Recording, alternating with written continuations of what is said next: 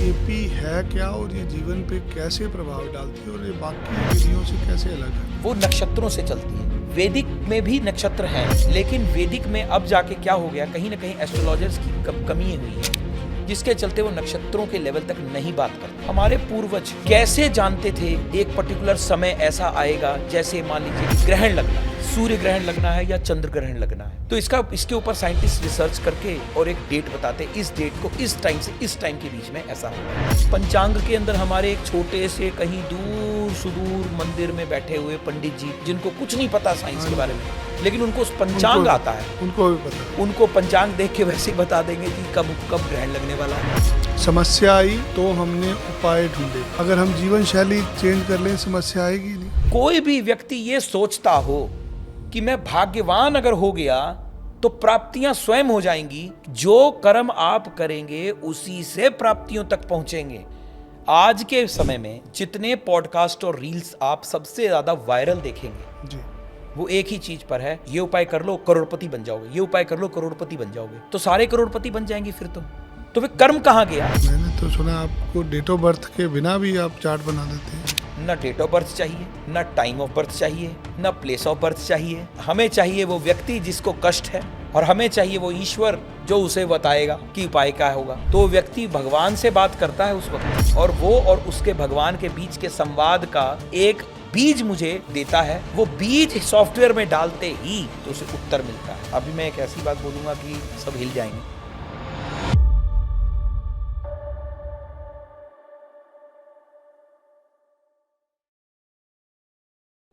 KP astrology एक माध्यम है गणना का। ग्रह गोचर इवेंट कैसे आपकी ज़िंदगी पर प्रभाव डालता है। बहुत कम विद्वान होते हैं जो इस विद्या को जानते हैं और इसके ऊपर काम करते हैं। अक्सर देखा जाता है बात लाल किताब से शुरू होती है, धीरे धीरे कुंडली तक ख़त्म हो जाती है। ऐसी विधियां भी हैं जहां पर गणना बहुत आसान होती है। ऐसी ही एक विधि है केपी एस्ट्रोलॉजी। कृष्ण मूर्ति पद्धति इसे बोला जाता है। कृष्ण मूर्ति पद्धति के एक्सपर्ट एस्ट्रोलॉजर श्री लवलेश गोपाल जी, जो अपनी शिक्षा से आपको इस विधि द्वारा आपकी समस्याओं से निकाल सकते हैं। तिथियों के ऊपर आधारित है, इवेंट्स के ऊपर आधारित है। आपके साथ कब क्या होगा, क्यों हुआ, कैसे हुआ, हर सवाल का जवाब मिलता है केपी एस्ट्रोलॉजी से। सो आइए स्वागत करते हैं लवलेश गोपाल जी का। गोपाल जी राम राम। राम राम जी, राम राम। सभी भाइयों को, सभी लोगों को राम राम, और बहुत बहुत धन्यवाद आपके पास आने का मौका आपके लास्ट पॉडकास्ट पर बहुत चर्चा हुई जी। इतना गूढ़ ज्ञान है आपके पास ज्योतिष का, ये ज्ञान कहाँ से मिलता है आपको? देखिए जी, मैं कहूँगा कि वैदिक ज्ञान, या कह सकते हैं ये पहली बात तो ज्योतिष एक वेद का ज्ञान है जी, और ये हमारे तक पहुँचने की अगर क्षमता है तो भगवान के द्वारा ही देने की क्षमता है। तो सबसे पहले तो ये डिवाइन पावर है। जी, तो ये प्योर डिवाइन है। उस परम पिता परमात्मा ने चुना जी, तो पहुँचा। एक तो ये आंसर है। जी, दूसरा, हाँ, इसमें थोड़ा मेहनत भी करनी पड़ी। बिल्कुल बिना मेहनत के या बिना प्रयास किए इस विद्या को जानना, इस विद्या के बारे में गहराई में समझना बहुत मुश्किल है। तीसरा, और एक बहुत बड़ा कारण है जिसको मैं बोल तो तीसरा रहा हूँ, लेकिन हाँ वो बहुत इंपॉर्टेंट कारण बन गया कि मैं खुद पराशरी मतलब ब्लड से हूँ। जी, पराशर ऋषि की बेल ही समझिए। जी, तो ये हमारे ब्लड में है, खून में आया, तो कहीं ना कहीं ये हमारे सभी फैमिली मेम्बर्स के साथ कनेक्टेड रहा, हर लोगों से कनेक्टेड रहा। तो ये स्वतः हमारे घर में सब लोग, आम भाषा में भी हम एस्ट्रोलॉजी को यूज़ कर रहे हैं, ज्योतिष को यूज़ कर रहे हैं, जो कि खेल खेल में मेरे पास चलता रहा। मैं सुनता था और समझता रहा। वो खेल खेल में जानते जानते नॉलेज बढ़ती चली गई। एक समय आया जब जिज्ञासा बढ़ने लग गई, ज़्यादा जानने की इच्छा हुई, तो जब जब मौका मिला उसको पढ़ना शुरू किया, जानना शुरू किया, और करते करते फिर प्रैक्टिस तक बात चली आई। और अब प्रैक्टिस साथ साथ चल रही है और काफ़ी जगह लोगों के साथ कनेक्टेड हूँ। इसके अलावा वैदिक के साथ कुछ और पद्धतियाँ जोड़नी पड़ी, जी, जहाँ पर कुछ, क्योंकि हमारी वैसे देखा जाए तो एकमात्र वैदिक ऐसी पद्धति अगर संपूर्ण ज्ञान के साथ देखी जाए, जिसमें हम सभी वर्गाचार्ट्स को देखें, जी तो मुझे लगता है कि किसी और ज्ञान की आवश्यकता नहीं पड़ेगी। लेकिन हम सबका अल्प ज्ञान है, हमारे पास आज के युग में ज्ञान हम अल्प रखते हैं, जी। बुद्धि उतनी तीक्ष्ण नहीं है जी जो हम इस ज्ञान को उस वर्गाचार्ट्स के साथ या और पूरी कॉम्बिनेशन के साथ समझ पाएं, जान पाएं। इसीलिए हमें ज़रूरत पड़ती है और विधाओं की जो हल्का सपोर्ट दे देता है और काम आसान कर देता है। तो इस तरीके से वैदिक नॉलेज की बात करें या अध्यात्म की बात करें तो कनेक्ट होके चलता रहा और आज आपके पास बैठे हैं। अगर अध्यात्म की बात करते हैं, अध्यात्म की शिक्षा हमें कहाँ से मिलती है? हम गुरुओं के पास जाते हैं, ऋषि मुनियों के पास जाते हैं। आज ऋषि मुनि नहीं हैं, अलोप हो चुके हैं। भगवे चोले में आपको भिखारी मिलते हैं। धर्म कहीं ना कहीं खो गया है। जो धर्म की जिम्मेदारी है वो आज एस्ट्रोलॉजर ने संभाल ली है। सो क्या देखते हैं, एक एस्ट्रोलॉजर की क्या क्या जिम्मेदारियां होती हैं आज के दिन? मैं आपके पहले सवाल से स्टार्ट करूंगा कि धर्म कहाँ से आएगा। जी मेरा ये सोचना है कि धर्म घर से आएगा। जी ये सबसे पहले हम सभी लोगों के माता पिता का सबसे बड़ी रिस्पॉन्सिबिलिटी है, जी क्योंकि जब तक वो बीज नहीं डालेंगे जी ये आगे नहीं बढ़ेगा। जैसे समय पर उठना, समय पर उठ के स्नान करना, स्नान करके भगवान को धन्यवाद देना जिसने जीवन दिया, और फिर भोजन करना। एक छोटी सी एक्टिविटी है ये कि पहले उठे, अपने नॉर्मल एक्टिविटीज़ हाँ की, जी, स्नान करा स्नान आपने। वगैरह कर लिया और उसके बाद बैठे भोजन करने के लिए। लेकिन इस बीच में भगवान को नमस्कार किया, धन्यवाद किया, भले हाथ जोड़ के, जी चाहे सूर्य देव को कर लिया, चाहे हम अपने घर के मंदिर में ही कर ले या गुरु। तो ये आदत कौन डालेगा? आज के युग में हम देख रहे हैं बेड टी का कॉन्सेप्ट है, जी माता जी ही लाके दे रही हैं बच्चों को, क्योंकि वो कह रहे हैं ये मॉडर्न सोसाइटी है। लेकिन क्या मॉडर्न सोसाइटी के लोग जो बहुत मॉडर्न हो गए, विदेशों की बात करें, वो वापस अध्यात्म की तरफ देख रहे हैं? तो एज एन एस्ट्रोलॉजर की अगर हम बात करें, पहले तो ये हो गया घर के थ्रू शुरुआत होनी। फिर दूसरा, इसे हम शिक्षा पद्धति से भी मैं जोड़ूंगा। कहीं ना कहीं हमारी शिक्षा पद्धति बिल्कुल और बिल्कुल सिर्फ बुकिश लैंग्वेज तक चली गई, जी लेकिन उसे कहीं भी हमारे अध्यात्म के साथ कनेक्ट नहीं किया गया जी और ये मिस आउट हो गया। इसमें शायद एक्ट्स नहीं बने उस तरीके के कि हम उन गुरुकुलों के साथ कनेक्ट हो सकें। तो गुरुकुल पीछे छूटते चले गए, लोग अलग होते चले गए इन विद्याओं से, नॉलेज से, कोई बताने वाले नहीं रहे। तो समझ किनसे जानकारी मिले यही नहीं पता चला आज तक। लोग भूलते चले जा रहे हैं। ये एक डिस्कनेक्ट बनता चला जा रहा है लोगों के साथ। और इसमें आते हैं फिर एस्ट्रोलॉजर्स, क्योंकि एस्ट्रोलॉजर ने वापस इसकी विद्या को पढ़ना शुरू किया। जी ग्रहों के बारे में जानना, जी नक्षत्रों के बारे में जानना, इन सब चीज़ों के बारे में जानना, और कैसे ये सभी ग्रह नक्षत्र देवताओं से कनेक्टेड हैं, पेड़ों से कनेक्टेड हैं, वृक्षों से कनेक्टेड हैं, उन चीज़ों से कनेक्टेड हैं जिनके बारे में हमारे पूर्वज बोलते थे, लिखते हैं। तो जब उनके बारे में स्टडी करने लगा एस्ट्रोलॉजर, तो उसकी रिस्पॉन्सिबिलिटी बढ़ती चली जा रही है। जी। तो आज की डेट में रिस्पॉन्सिबिलिटी क्या है कि अगर कोई समर्थ है तो ज़रूरत पड़ने पर उसे कोई उपाय दिया जाए, वो जो कि महंगा होगा शायद। नहीं तो बहुत ऐसे उपाय हैं जो आसान भी हैं, किए भी जा सकते हैं। लोगों को करना पड़ेगा। कौन करेगा? ये बहुत बड़ा सवाल है। उपाय करेगा कौन? अगर मैंने कह दिया कि अभी अगले 2 साल तक ये दशा चल रही है, शनि की दशा चल रही है, तो जी आप पीपल के पेड़ के पास जाइए और वहाँ पर जाके दिया जलाते रहिए, भगवान शनिदेव के चालीसा का जाप करिए या ओम शम शनिश्चराय नमः का जाप करना शुरू कर दीजिए। एक छोटा सा मंत्र है, वहाँ जाप करिए। वहाँ नहीं कर सकते शनि मंदिर में कर लीजिए, वहाँ नहीं कर सकते घर में कर लीजिए, कहीं भी करिए, लेकिन इसको करना पड़ेगा, रूटीन में फॉलो करना पड़ेगा। अब रूटीन फॉलो कौन करे? लोग इससे बचना चाहते हैं, फिर ढूंढते हैं फास्ट रेमेडी, और उस फास्ट रेमेडी के चक्कर में होंगी गलतियाँ। तो यहाँ पर रिस्पॉन्सिबिलिटी जो करने वाले हैं उनकी भी है और जो करवाने वाले हैं उनकी भी है। तो मैं दोनों चीज़ों की बात करूँगा आपसे। जब हम बचपन में मंदिर जाते थे दादा दादी के साथ, नाना नानी के साथ, गौशाला जाते थे, आज के युग के लोग कहीं भी नहीं जाते, तो हनुमान चालीसा बचपन में ही हर आदमी सीख लेता था। आज ज्योतिष शास्त्र की बात हो रही है, ये 200 रुपये की पुस्तक है। अगर कोई आदमी इसको हर रोज़ पढ़ना शुरू करे, 2-4 महीने के अंदर उसको सारा ज्ञान हो सकता है, कौन सा ग्रह क्या फल देता है, कौन से ग्रह का, कौन से देवता का हमारी ज़िंदगी में क्या महत्व है।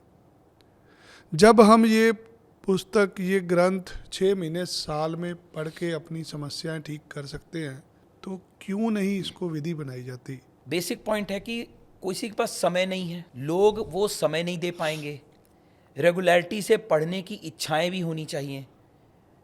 अपने ग्रंथों के बारे में कॉन्फिडेंस नहीं है लोगों को, बहुतों को। मेरी रेगुलर बात होती है जी, जो हम मॉडर्न सोसाइटी और एजुकेटेड क्लास की बात करते हैं, पढ़े लिखे लोगों की, उनको फॉरेन ट्रेंड के ऊपर ट्रस्ट है, साइंस पे ट्रस्ट है, लेकिन वो ये चीज़ नहीं समझ पा रहे हैं कि अगर हम मंत्र उच्चारण करेंगे तो क्या मंत्र उच्चारण हमारी प्रॉब्लम का रेजोल्यूशन दे देगा।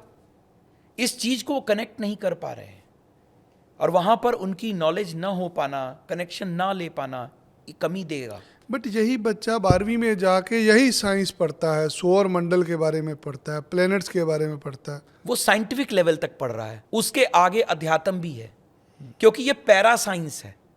साइंस के आगे पैरा साइंस है। जहां तक साइंस की दृष्टि जाती है, उसके बाद की जो दृष्टि है वो पैरा साइंस में है। मेरा एक सिंपल सा पॉइंट है, हमारे पूर्वज कैसे जानते थे कि कोई एक पर्टिकुलर समय ऐसा आएगा, जैसे मान लीजिए कि ग्रहण लगना है। जी, एक एग्जाम्पल लेते हैं, हम यहाँ पर एग्जाम्पल लेंगे तो शायद ईजी हो जाएगा। ग्रहण लगना है, सूर्य ग्रहण लगना है या चंद्र ग्रहण लगना है, जिसे हम साइंस में अनाउंसमेंट्स होती हैं, न्यूज़ चैनल्स में देखते हैं। तो इसके ऊपर साइंटिस्ट रिसर्च करके और एक डेट बताते हैं, इस डेट को इस टाइम से इस टाइम के बीच में ऐसा होगा। कोई बात नहीं, बहुत बढ़िया, साइंस ने बता दिया। जी, पंचांग के अंदर हमारे एक छोटे से कहीं दूर सुदूर मंदिर में बैठे हुए पंडित जी बैठे होंगे, जिनको कुछ नहीं पता साइंस के बारे में, लेकिन उनको पंचांग आता है, उनको भी पता है। उनको पंचांग देख के वैसे ही बता देंगे जी कब कब ग्रहण लगने वाला है। तो साइंटिस्ट ने सारी जिंदगी लगा के सीखा है, हमारे पंडित जी को बचपन से ही आती है। बचपन से। तो कहाँ से ये इसका मतलब है कि साइंस में कहीं तो ताकत है।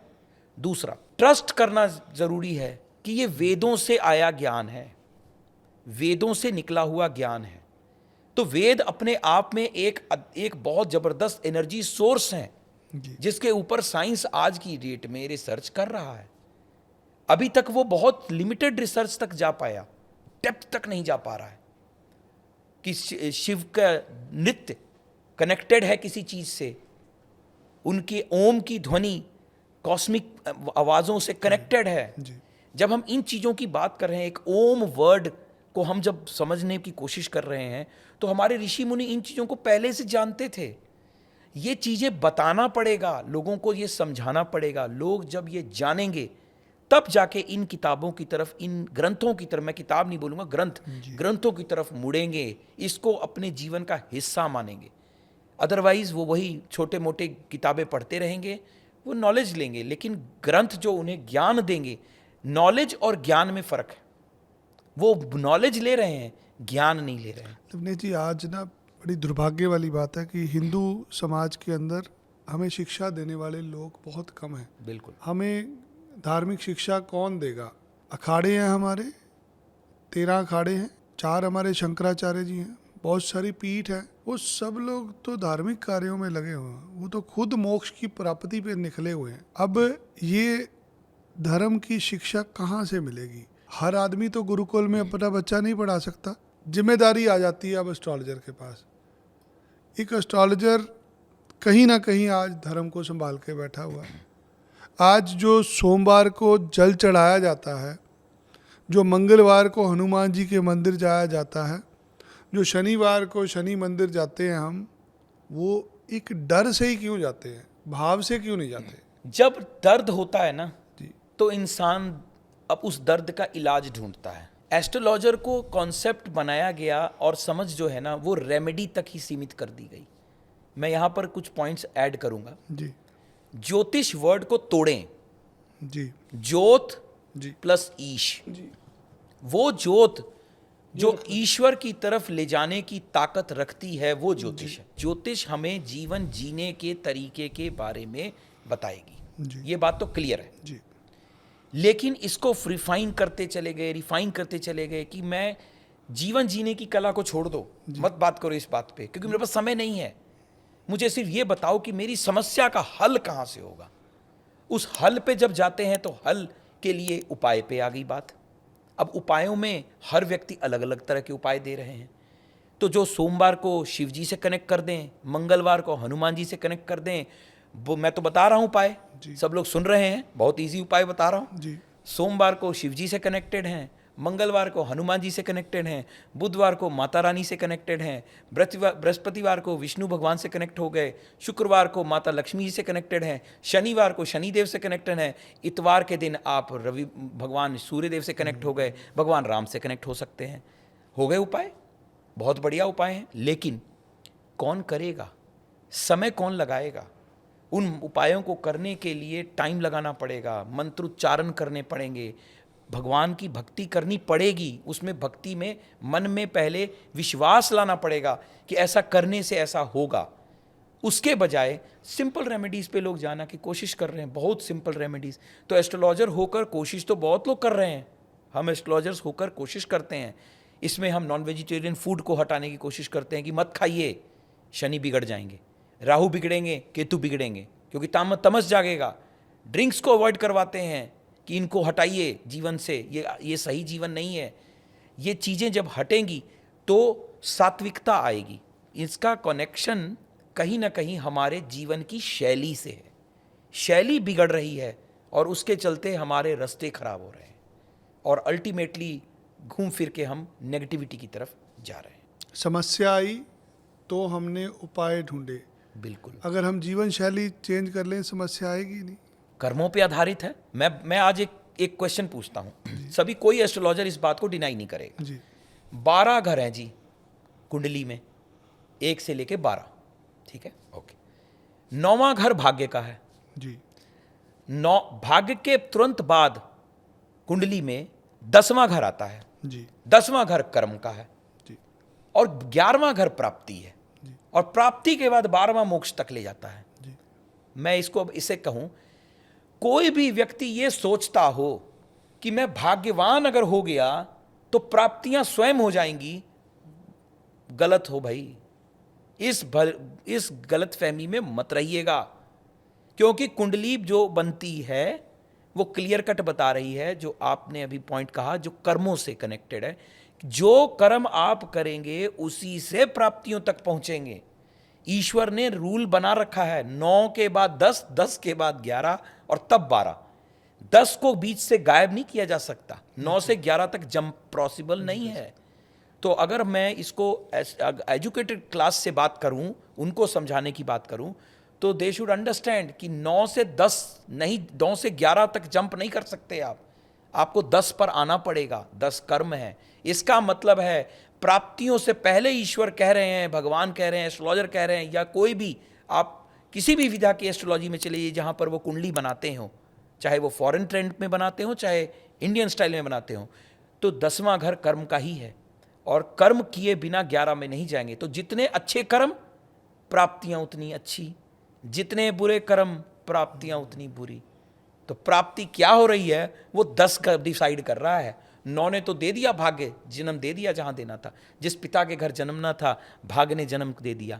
लेकिन अब जो कर्म कर रहे हैं वो तो खुद के हैं, तब 10 जो है वो 11 तक लेकर जाएगा।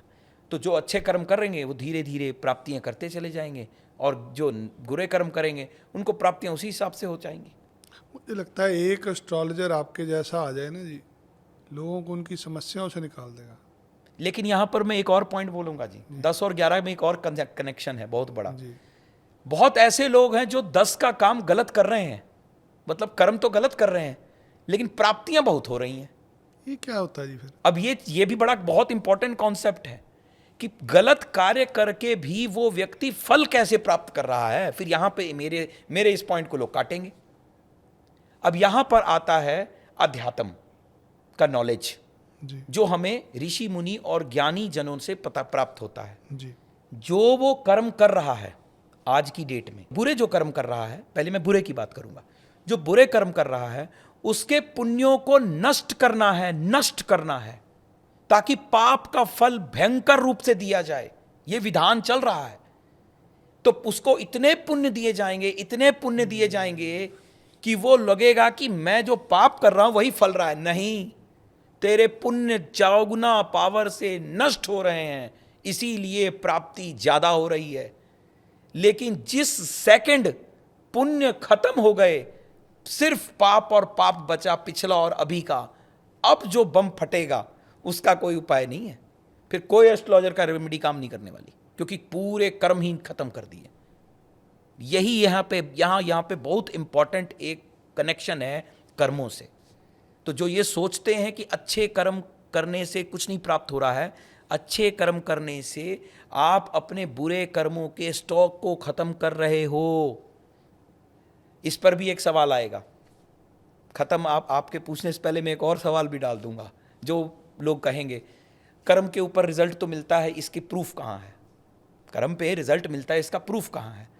तो मैं फिर पूछता हूं, एक छोटा नवजात शिशु जन्मा, हार्ट में उसके होल है, क्या कर्म किए उसने? जो ऑडियंस ये देख रही है, मैं ओपन सवाल सबसे पूछ रहा हूं। अभी तो पैदा ही हुआ है जी, तो कर्म तो तो जन्म करे। हुआ और हार्ट में होल है, डॉक्टर कह रहा है कि इसका ऑपरेशन करना पड़ेगा जी, और डेंजरस ऑपरेशन है, मृत्यु तुल्य ऑपरेशन है जी। बताइए कौन सा कर्म किया? वो तो अभी बोल कुछ किया ही नहीं, जन्मते ही वो आईसीयू में एडमिट है और उसका ऑपरेशन के लिए डॉक्टर ने कह दिया। इसका मतलब कैसे ये डिसाइड हुआ कि उसे ये कष्ट देना है? इसका जवाब ढूंढे, लोग रिसर्च करें इस बात पे। कुछ तो है जो इससे पहले चल रहा है। तो किताबें जब पढ़ेंगे तो पहली लाइन आएगी, पहले प्रारब्ध रचा फिर रचा शरीर। शरीर की रचना बाद में हो रही है, प्रारब्ध पहले रच दिया गया, डिसाइड कर दिया गया, इसके अंदर ये नेगेटिविटीज डाल दो, ये पुण्य इतने और इतने पाप स्टॉक ले जाओ और इसको जन्म कर दो। तो अगर ज़्यादा पुण्य तो एंजॉय, ज़्यादा पाप तो कष्ट। लेकिन अगर पुण्य करते जाएंगे, अच्छे कर्म करते जाएंगे, मैं कनेक्ट करूंगा कर्मों से, कनेक्ट ज़्यादा अच्छे कर्म करेंगे, बढ़िया बढ़िया कर्म करेंगे, लोगों को दान देंगे, दान में पैसा ही देते रहेंगे तो पैसा ही मिलेगा बस। दान में रोटी देंगे तो ईश्वर, जो हम पितरों के साथ कनेक्ट करते हैं, पितृदोष, तो हम अपने पितरों के लिए या किसी के लिए भी दान देते हैं, तो दान में सिर्फ धन ही नहीं, उसके साथ भोजन भी देना है, उसके साथ कपड़े भी देने की जरूरत पड़ सकती है। हर तरह की चीज़ जो आप दान दे सकें आसान तरीके से, जो आपके सामर्थ्य में हो जी। तो बाय डिफॉल्ट कर्म अच्छे हो रहे हैं, तो पुण्य कमा रहे हैं। पुण्य कमाएंगे तो पाप के गठड़ी बन के आ रही है पीछे से स्टॉक, वो खत्म होना शुरू होगा। तब जाके आप इस जो साइकिल चल रहा है ना, जन्म और मृत्यु का, इससे बाहर निकलेंगे, नहीं तो नहीं निकलेंगे। कुछ लोग अपंग पैदा होते हैं जी, कुछ लोग गरीबी में पैदा होते हैं, कुछ अमीरी में पैदा होते हैं, तो ये सारा खेल कर्मों का है। बिल्कुल कर्मों का है। पूर्व जन्म के कर्मों से, सिंपल है जी, इसको बहुत मैं रिफाइन, बहुत आसान तरीके से समझाने की कोशिश करूँगा। ये हम लोगों ने, मैंने भी जब ग्रंथों को पढ़ा, कुछ चीज़ों को पढ़ा, कुछ लोगों उसका संग किया, अच्छे अच्छे संतों से कनेक्शन हुआ, उनसे समझने की कोशिश की कि जन्म के साथ ये कैसे डिसाइड हुआ। तो बस सिंपल सा उनका आंसर है कि समझ लो कि स्टॉक दो पड़े हैं भगवान के पास, जो कि चित्रगुप्त जी एक रजिस्टर बना रहे हैं। जी। सुई की नोक याद रखें सभी लोग, धरती पर अगर हमारे जीवन में कुछ भी हो रहा है जी। तो उस परम पिता के टेबल से अप्रूव होकर हो रहा है। बाहर रिश्वत वो नहीं चलेगी। बिना उनकी पेन के कुछ नहीं चल रहा। ये ना कोई सोचे कि उनकी अप्रूवल नहीं है, मिल रहा है तो अप्रूवल है, नहीं मिल रहा है तो भी अप्रूवल है। इसको ऐसे समझ लें, जो मिला वो हरि प्रसाद, जो ना मिले वो हरि इच्छा, तो जीवन सुखमय है। चलिए आते हैं बात कर्मों पे। तो अच्छे कर्म और बुरे कर्म का बहुत बड़ा स्टॉक पड़ा है, जो 84 लाख जोनियों में हम इकट्ठे कर रहे हैं। ठीक है जी। उसमें से भगवान ने जन्म देने टाइम क्या डिसाइड क्या किया, कुछ अच्छे उठा लो, कुछ बुरे उठा लो, और इनको इकट्ठा करके एक जन्म दे दिया। अब अच्छे अगर ज़्यादा उठ गए और बुरे कम उठ गए तो बेनिफिट मिल गया। अच्छे घर में जन्म ले लिया, माता पिता धनवान मिल गए, लग्जूरियस लाइफ मिल गई, जीवन ऐसा मिल गया। उसके बाद बुद्धि दी भगवान ने, ये दिया, इसके अंदर बुद्धि प्रदान की कि अब जो तुम करोगे वो तुम अपनी बुद्धि से करो। 12 साल तक के बच्चे के लिए तो माफ है, क्योंकि वो बुद्धिमान नहीं माना जाता। ये हमारे ग्रंथों में ऐसी कहानियां हैं जहां पर कि 12 साल तक के बच्चे को उसके गुनाह मतलब गलतियों की माफ़ी है, कोई दिक्कत नहीं है, उसकी सज़ा कैलकुलेशन में नहीं आती। 12 के बाद विवेक और बुद्धि जाग जाएगी, तो उसके हर किए कराए की एक्टिविटीज़ पर एक रिकॉर्ड चल रहा है और वो रिकॉर्ड देख रहा है कि क्या पॉजिटिव है और क्या नेगेटिव है। तो अब अगर पॉजिटिव्स बढ़ा दिए, ज़्यादा अच्छे कर्म कर रहे हैं, बढ़िया बढ़िया चीज़ें कर रहे हैं, अच्छे कर्म हो रहे हैं, तो अभी के पाप भी खत्म हो रहे हैं और वो पिछला जिस स्टॉक से लाया जा रहा था पाप, वो पाप भी फिनिश हो रहे हैं। तो बचेगा क्या? सिर्फ पुण्य, सिर्फ पुण्य। लेकिन अगर पाप ही पाप कर रहे हैं तो भगवान कह रहे हैं चलो ऐसा करो, इसको पहले इसके पुण्य नष्ट करो, इसका बाद में इसका रिजल्ट देंगे इसके पाप का। तो जब फटता है ना पाप का घड़ा, तो फिर कुछ नहीं बचता। तो फिर ऐसी ऐसी बीमारियां मिलेंगी, ऐसी ऐसी परिस्थितियां मिलेंगी कि बस मृत्यु तुल्य बंदा बैठा होगा और बचाने वाला कोई नहीं है। बड़े बड़े धनवान, बड़े बड़े लोग, क्या उनके जीवन में समस्याएं नहीं है? कोई ये सोच ले कि धन बहुत उपार्जित हो जाएगा उसके जीवन में समस्या नहीं है, ऐसा कुछ नहीं है। शनि उनकी कुंडली में भी बैठे हैं, 10 नंबर राशि, 11 नंबर राशि उनकी कुंडली में भी कहीं ना कहीं बैठी है। राहु केतु उनकी कुंडली में भी कहीं ना कहीं है। जब गोचर कर रहे हैं ब्रह्मांड के ग्रह, वो उनकी कुंडली में भी कहीं ना कहीं गोचर कर रहे हैं। तो जो गोचर करने वाले ग्रह वो ये थोड़ी देखेंगे कि शनिदेव है तो वो बिल्कुल ही नॉर्मल कर देंगे लाइफ को। नो, डिले, डिफिकल्टी जो शनिदेव के साथ एक वर्ड कनेक्टेड है वो वहां भी आएगी। वो जीवन के उस हिस्से को देंगे कष्ट जो उसके जीवन के लिए दिखेगा, वो हमें नहीं दिख रहा शायद। तो चाहे वो राजा हो चाहे रंक हो, सबके लिए बराबर है, उनके लिए डिफरेंस नहीं है। तो ये सब कर्मों का खेल है।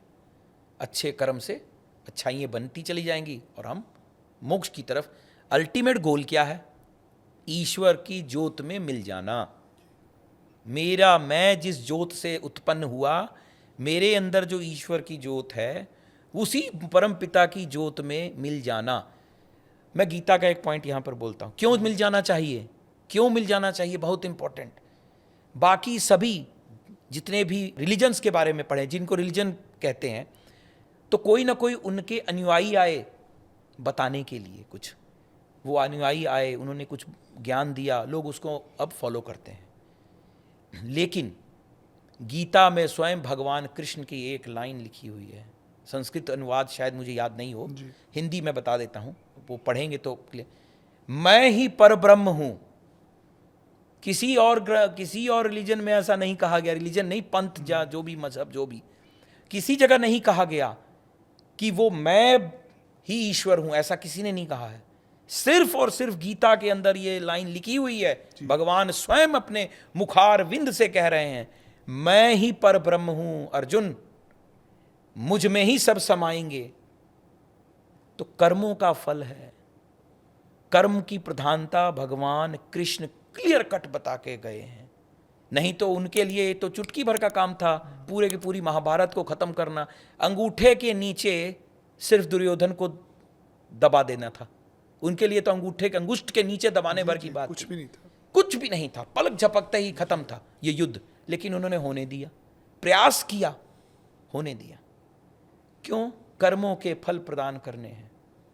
तो ये हम जब ग्रंथों को पढ़ेंगे, जानेंगे, उन चीज़ों को समझेंगे। मैंने भी बहुत सारे ग्रंथ नहीं पढ़े, जो जो पढ़ पा रहा हूँ, जहाँ जहाँ तक मेरी नॉलेज जा रही है, तो मैं भी हैरान हो रहा हूँ ये सब चीज़ें देखकर कि कर्म कहीं जा नहीं रहे। क्यों शैया मिली इनको, हमारे भीष्म पितामह जी को सिरसैया मिली, बाणों की सेज पर लेटे हैं। 84 जन्मों तक के कैलकुलेशंस कर लिए तो पता चला कुछ तो मैंने पाप ही नहीं किया था।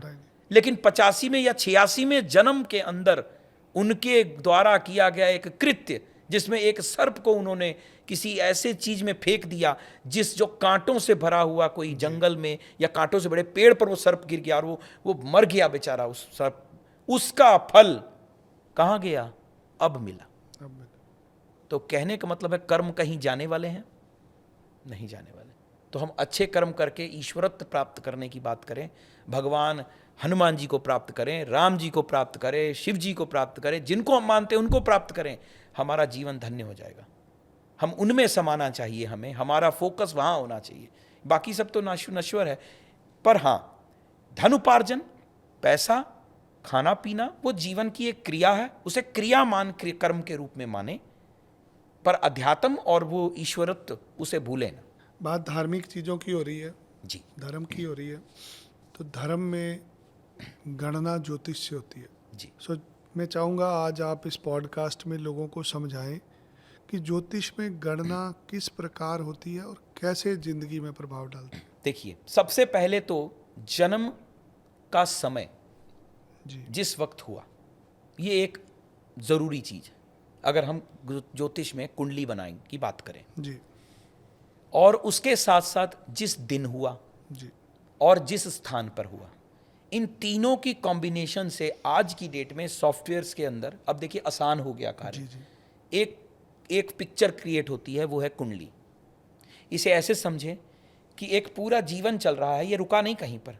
तो जिस जन्म में मैं पूर्व जन्म में गया और अब जो जन्मा, बीच में एक फीता कटा, जो मृत्यु और जन्म के बीच का एक सिचुएशन है। जी तो फीता कटा, उस कटने के वक्त जो नया जन्म हो रहा है, उस वक्त की जो ग्रह दशाएं हैं, गोचर चल रहा है, जो ग्रहों की जो सिचुएशन है, उसकी एक कुंडली बन गई।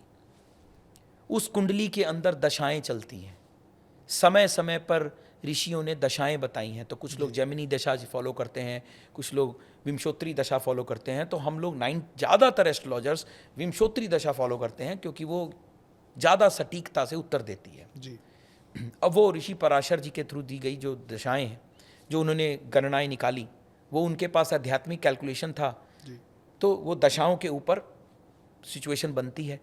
तो हर दशा के अंदर अंतरदशा आएगी, अंतरदशा के साथ प्रत्यंतर दशा आएगी, प्राण दशा आएगी, सूक्ष्म दशा आएगी।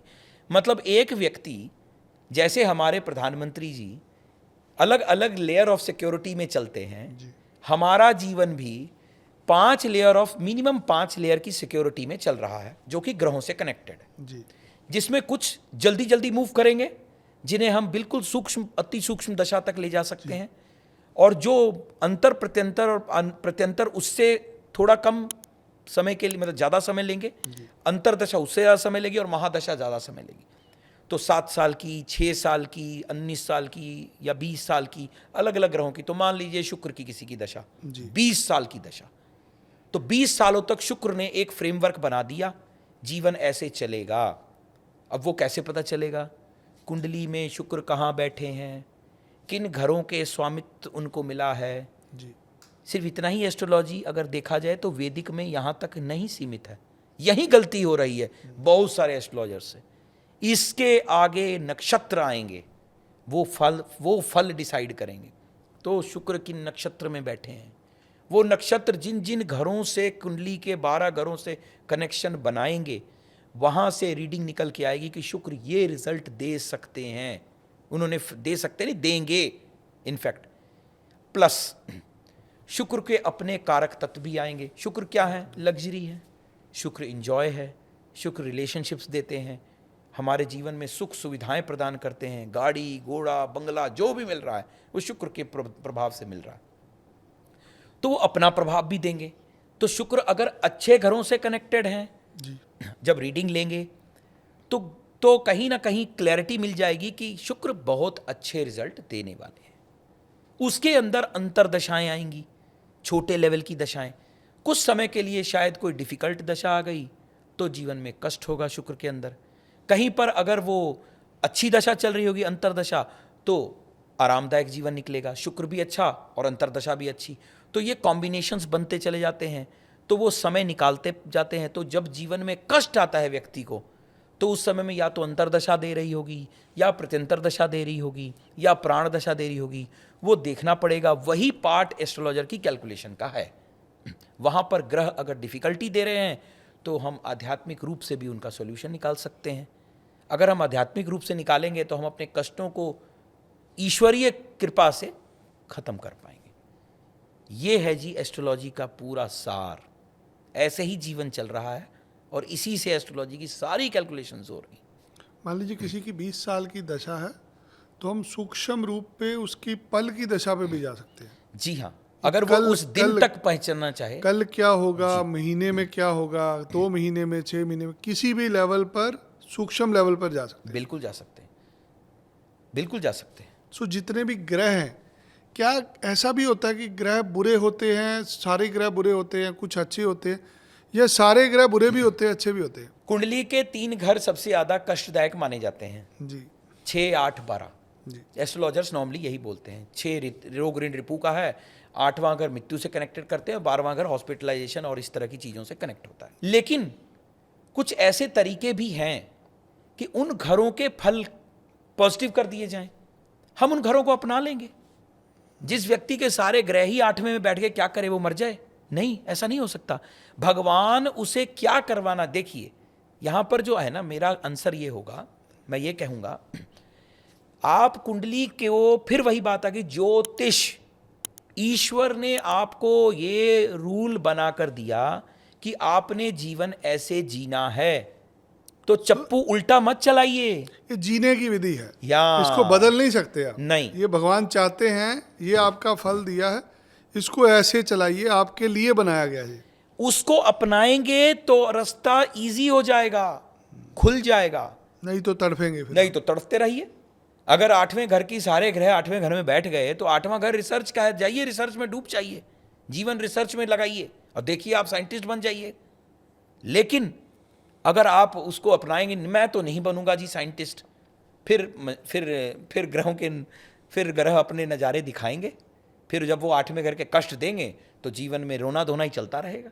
ये एक एग्जाम्पल मैंने बताया, ऐसे ही और भी रिसर्च, और भी चीज़ें हैं 8वें घर से कनेक्टेड। लोगों को ना साधारण भाषा में समझ लगती है, और आप जब भी गणना करते हैं ना, आपकी जो बातें होती है वो सामाजिक तौर पे लोगों को समझ लग जाती है।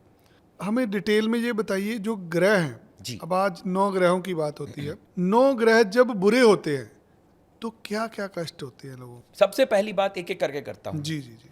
सूर्य देव, सूर्य अगर बिगड़े तो मान सम्मान गया, मान सम्मान गया, खराब होगा, क्योंकि सूर्य चमक है, आसमान में सूर्य चमक है।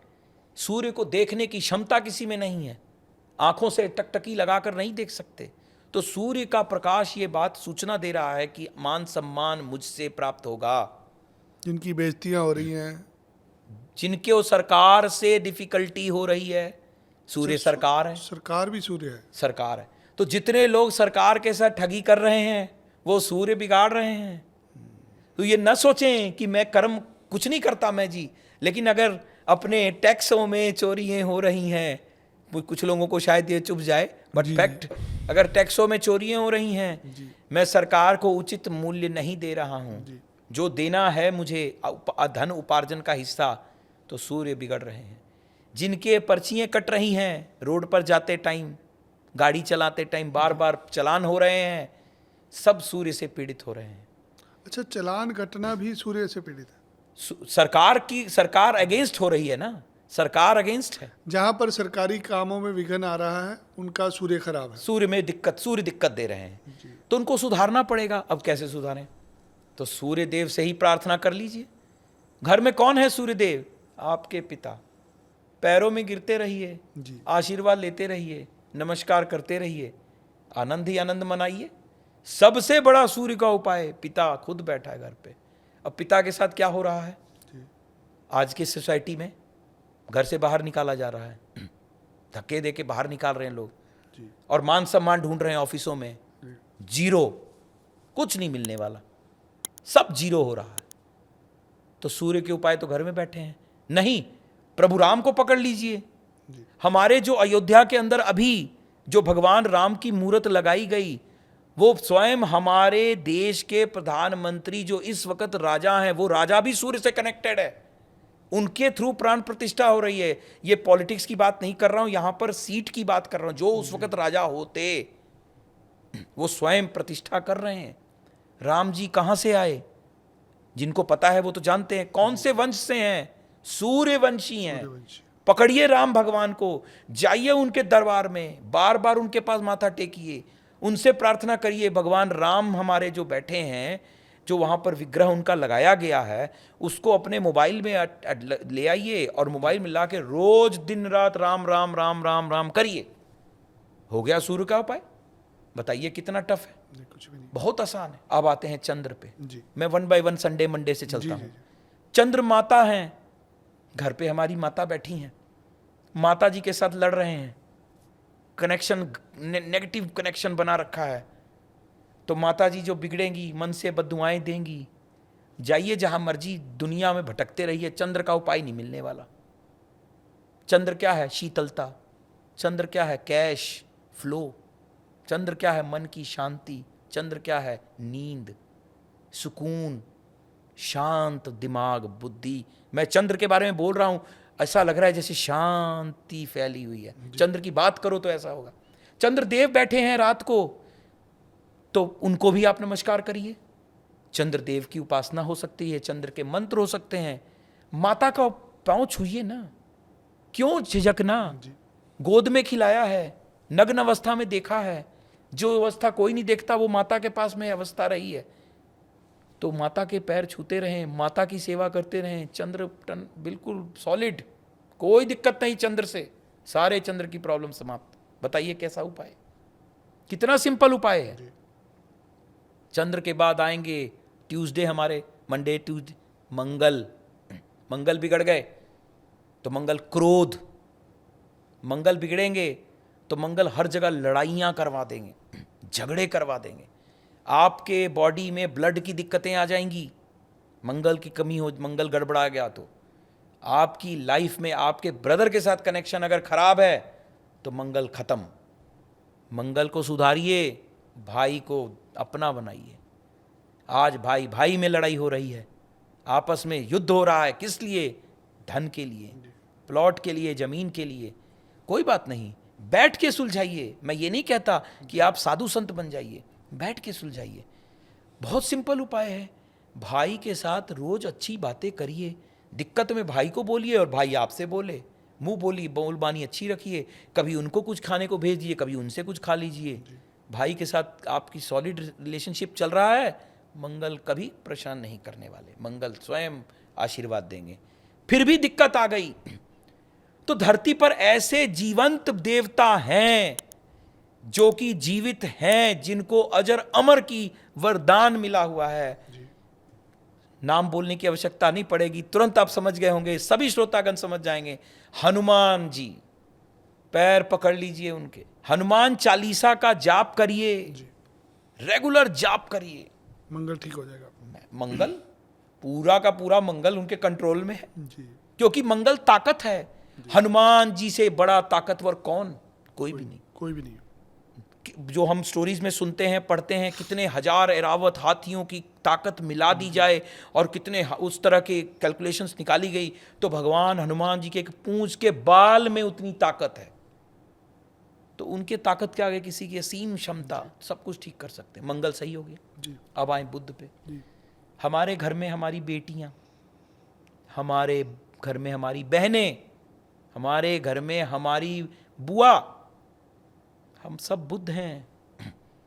इसीलिए पुराने जमाने के लोग अपनी बेटी के घर से नहीं खाते थे, बुद्ध को खराब होने से बचाने के लिए, क्योंकि वो किसी समय में भी बुद्ध ही है। बुद्ध बहुत चंचल ग्रह हैं, बच्चा हैं, उनको कुंडली के एक बच्चे माने जाते हैं, बहुत जल्दी रिएक्शन और नेगेटिविटी दे सकते हैं। इसलिए बुद्ध का उपाय, बुद्ध के उपाय के लिए बहुत सिंपल। माँ दुर्गा बैठी हैं, दुर्गा जी को ध्याइए, माता रानी को ध्याइए, उनकी हरे रंग की वस्त्र में कोई अगर तस्वीर मिले उसको नमस्कार करिए, माता रानी का चालीसा पढ़िए, माता रानी के स्तोत्र पढ़िए, माता रानी के कोई भी जाप करिए, आपका बुद्ध बिल्कुल ठीक हो जाएगा। थर्सडे पर आए तो हमारे बृहस्पति, तो बृहस्पतिवार के दिन आप भगवान विष्णु जी का अगर ध्यान करेंगे तो बृहस्पति क्या है? ज्ञान है। बुद्ध के बारे में मैं बताना भूल गया, कम्युनिकेशन। बुद्ध क्या है? तो कम्युनिकेशन। जितने भी ये तंत्र चल रहे हैं, कंप्यूटर चल रहे हैं, इनके बीच में जो सामंजस्य चल रहा है, ये बुद्ध के, और राहु भी हैं, पर बुद्ध की मेन कनेक्टिविटी है। बुद्ध खराब, वाणी खत्म। हमारी वाणी में दिक्कत आ जाएगी। तो कहने का मतलब है वाणी में जो बच्चों को बोलने में दिक्कत हो रही है, एक टिप ले लें, बुद्ध को ठीक करिए, बच्चा बोलने लगेगा। जिन घरों में बच्चे नहीं बोलते उनके बच्चे बोलने लगेंगे। इसके साथ साथ आते हैं बृहस्पति, ज्ञान। तो ज्ञान के भंडार बृहस्पति देव हैं, गुरु हैं वो। उनके सामने सभी देवता नतमस्तक, सभी ग्रह नतमस्तक होते हैं। तो अगर हम बृहस्पति की बात करेंगे तो सच्चाई, ईमानदारी, पढ़ाई लिखाई, ज्ञान की बात करें, विजडम, ज्ञान को विजडम से कनेक्ट करिए।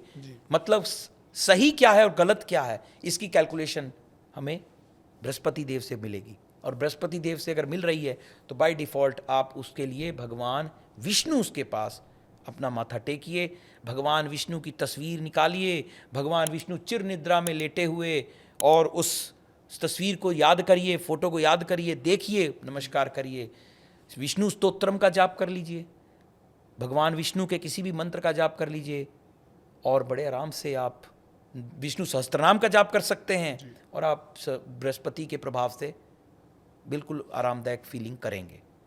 अब हम आते हैं फ्राइडे पर। शुक्र, शुक्र क्या है? शुक्र शुक्राणु हैं। शुक्र हमारी प्रजनन क्षमता की बात करते हैं, शुक्र रिलेशनशिप की बात करते हैं। शुक्र हमारे अंदर हमारी पत्नी होती है हमारे घरों में, तो पत्नी के साथ अच्छे रिलेशंस रखिए। पत्नी को फ्राइडे को घुमाने ले जाइए, कुछ खिलाइए पिलाइए, बहुत सिंपल सा टिप है, आपके शुक्र अपने आप सुधरते चले जाएंगे। जितना लोगों की मैडमों के साथ लड़ाइयाँ होती चलेंगी, शुक्र बिगड़ा हुआ है।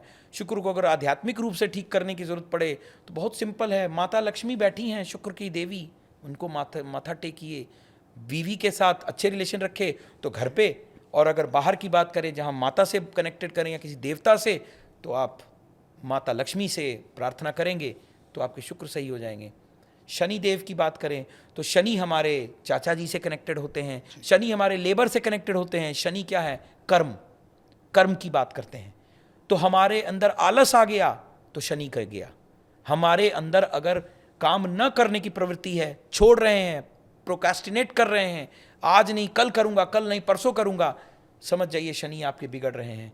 नॉन वेजिटेरियन फूड जितना खा रहे हैं सब शनिदेव के प्रकोप से पीड़ित हो जाएंगे। जब शनिदेव की दशाएं आएंगी तो रोने की जरूरत नहीं है, उस समय डंडे खाने की जरूरत है। शनिदेव संपूर्ण ताकत से डंडा बरसाएंगे और वो भोगेंगे, तो भोग है, उसे भोगना पड़ेगा। शनि देव से बचने के लिए शनि देव से ही प्रार्थना कर लीजिए, हनुमान जी से प्रार्थना कर लीजिए, क्योंकि हनुमान जी को उन्होंने खुद कहा हुआ है कि जो जो आपको भजेगा वो मुझसे बचेगा। तो या तो हनुमान जी से प्रार्थना कर लें या शनिदेव से प्रार्थना कर लें। तो शनिदेव के लिए बहुत सिंपल उपाय हैं। आप शनिदेव के ऊपर तेल चढ़ा सकते हैं, शनिदेव के ऊपर तिल चढ़ा सकते हैं, शनिदेव के ऊपर दाल चढ़ा सकते हैं। ये छोटे छोटे उपाय लिखे हुए हैं, ग्रंथों में लिखे हुए हैं। इसके अलावा आप शनिदेव के लिए सबसे बेस्ट लेबर की सेवा कर सकते हैं। कुछ खिलाइए ना उनको, कुछ उनको अच्छा खिला दीजिए। शनिवार के दिन कुछ उनको खिला दिया, आपके शनिदेव उपाय हो गए, बहुत बढ़िया उपाय हो गया। ये सिंपल उपाय हैं।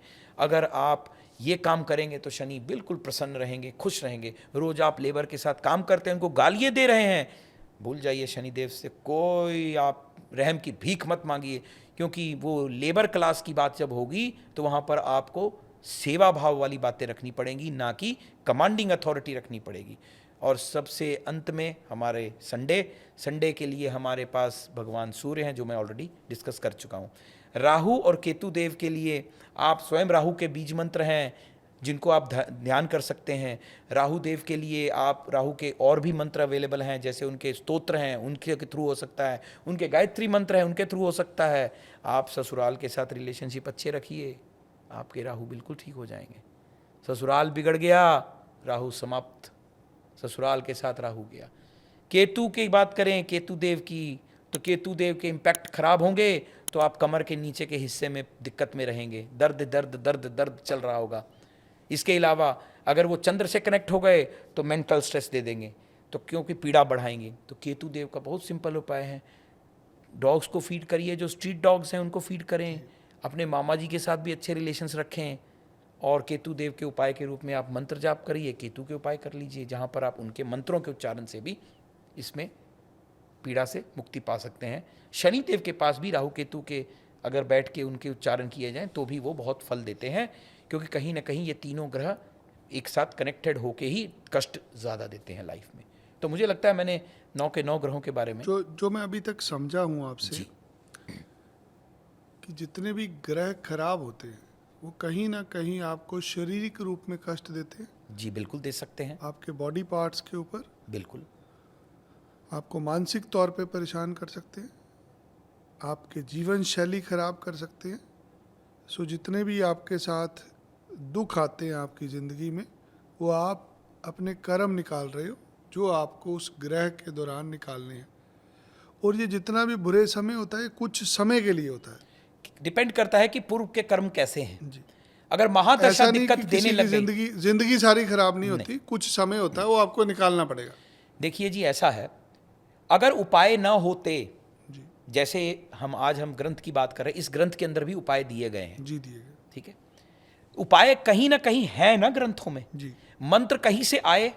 हम सब लोग इतने समर्थवान आज के युग के कलयुग के अंदर लोग नहीं हैं कि हम मंत्रों को पैदा कर सकें। एक भी मंत्र किसी ने अपने शक्ति से पैदा नहीं किया, लेकिन ऋषि मुनियों के पास ये सामर्थ्य था कि वो मंत्र उच्चारण कौन सा किया जाए वो करते थे। रावण संहिता में रावण संहिता के मंत्र निकले, उनके पास उनकी शक्ति थी। हम नेगेटिविटी की बात नहीं, पॉजिटिव वाले पॉइंट्स पे बात कर रहे हैं। तो कहने का मतलब हर व्यक्ति के पास या वो उस जीव के पास जो शक्ति थी, उस शक्ति से उन्होंने मंत्र को बनाया, वो मंत्र दिए, वो शब्द जुड़े तो एक मंत्र बना। मंत्रों की शक्ति से नेगेटिविटीज दूर हुई, प्रॉब्लम रिजॉल्व हुई, और जो आप बात कर रहे हैं कि डिफ़िकल्टीज को दूर करने का मौका मिलता है, तो वो इसी तरीके से मिलता है। ग्रहों की नेगेटिविटी हटती है और पॉजिटिविटी हमें मिलती है। नहीं तो ग्रह पीड़ा देंगे, तो वो पीड़ा लंबे समय की हो जाएगी अगर महादशा प्रॉब्लम में रहेगी। यही चीज की कैलकुलेशन एस्ट्रोलॉजर से करनी पड़ती है। अगर वो महादशा है जो पूरी महादशा दिक्कत दे रही है, जैसे विवाह का काम करवाना है जी 7वें घर से विवाह होगा, लेकिन कुंडली के एनालिसिस करने पर पता चलता है कि भी महादशा बृहस्पति की चल रही है या शुक्र की चल रही है, जो खुद विवाह देते हैं, लेकिन शुक्र अगर 6ठे घर के जोरदार ताकत से फल दे रहे होंगे तो फिर विवाह नहीं होगा, रुक जाएगा। अगर वो महादशा है तो 20 साल तक अटक जाएगा। तो एग्जाम्पल हमारे सामने हमारी स्वर कोकिला थी, तो उनकी कैलकुलेशंस निकालें, देखें कोई ना कोई दशा ऐसी थी जो कि लंबे समय तक उनको दिक्कत दे रही थी। तो इसी तरीके से सामर्थ्य होते हुए भी कार्य नहीं हो पाते। जी ये है कष्ट ग्रहों का। तो छोटा बड़ा ये डिपेंड करता है दशाओं अंतर दशाओं पे। जब ग्रहों की बात करते हैं इसमें बोला जाता है आपके ये योग आ गया, जी आपके राजयोग आ गया, आपके साढ़सती का योग आ गया, आपके काल सर्प योग आ गया, आपके अलग अलग प्रकार के जी। बहुत सारे योग होते हैं। ये योग 12-15 हजार योग हैं जी, थोड़े नहीं, 15,000 हजारों की बात तो ये करिए। योग को समझाइए। 500 पन्नों की एक किताब है जिसमें योगों के बारे में है, ये योग और हर होते पेज क्या? में 50 योग होंगे कम से कम, ये योग होते क्या या हैं? 100 योग। हाँ जी, क्या होते हैं योग? देखिए अलग अलग ग्रहों की कॉम्बिनेशन, चाहे वो युति से हो जाए, जी चाहे वो डायरेक्ट दृष्टि से हो जाए, जी इनको ही योग बनाया गया। जो ऋषि मुनियों ने निकाला कि अगर 2 ग्रह 3 ग्रह अच्छे योग बना रहे हैं, 2 ग्रह मिल रहे हैं तो ये अच्छा योग बना रहे हैं। जैसे राजयोग की बात करें, प्लस घरों की भी कुछ कैलकुलेशंस निकलती है कि केंद्र के घर और ट्राइन के घर अगर इकट्ठे में मिला, कहीं ना कहीं मिलते हैं, उनका कॉम्बिनेशन बनता है तो राजयोग बनाया गया। देखिए योग होने से सब कुछ नहीं होगा कि राजा बन जाएंगे। राजयोग हमारे लाइफ में हमें उच्चता प्रदान करेगा तब जब उस योग से कनेक्टेड ग्रहों की दशाएं चल रही होंगी। योग तो मौजूद है, मान लीजिए किसी के सूर्य की और चंद्र का कॉम्बिनेशन बना रहा है, बहुत बढ़िया योग, लेकिन मान लीजिए कि 9वें घर में 4 नंबर राशि और 10वें घर में 5 नंबर राशि। अब ये केंद्र और ट्राइन का कॉम्बिनेशन बन गया। सूर्य चंद्र कहीं भी अपने किसी तरीके से उस वक्त कॉम्बिनेशन में बैठे हुए हैं, किसी तरीके से कंबाइन होकर बैठे हुए हैं जब वो जन्म हुआ व्यक्ति का। ऐसे समय में अब जब दशा चलेगी तो वो कर्माधिपति धर्माधिपति योग बना देगा। जबरदस्त योग है, मतलब धर्म, मतलब आपका भाग्य और आपका कर्म दोनों एक साथ आपको सपोर्ट करने के लिए खड़ा हो जाएगा। तो आप बताइए कि क्या ये व्यक्ति लाइफ में राइज नहीं करेगा? जबरदस्त राइज करेगा। लेकिन अब उस व्यक्ति की दशा चल रही है राहु की, जब जन्म हुआ तो अब उसको कब मिलेगा सूर्य और चंद्र की दशा महादशा के रूप में? जब वो 120 साल का हो जाएगा। तो योग तो है, अब फल नहीं प्राप्त कर पाएगा, क्योंकि सूर्य भी निकल चुके हैं और चंद्र भी निकल चुके हैं दशाओं में, महादशाओं में। उम्र ही निकल गई ना। उम्र निकल गई। अब राहु की दशा मिली उसे, जब जन्म हुआ यहीं पर आ गया पूर्व के कर्म, तो कुंडली तो बनी लेकिन दशाएं ही नहीं मिली। तो आपने जहां मान लो मृत्यु हो रही है आपकी, तो वहां से आपका अगला जन्म शुरू हो गया। बिल्कुल, क्योंकि एक ही चीज आगे जा रही है, वो है कर्म। छोटा आज कोई शुक्र की दशा में पैदा हुआ जी, तो वो पीछे से लेके आया है।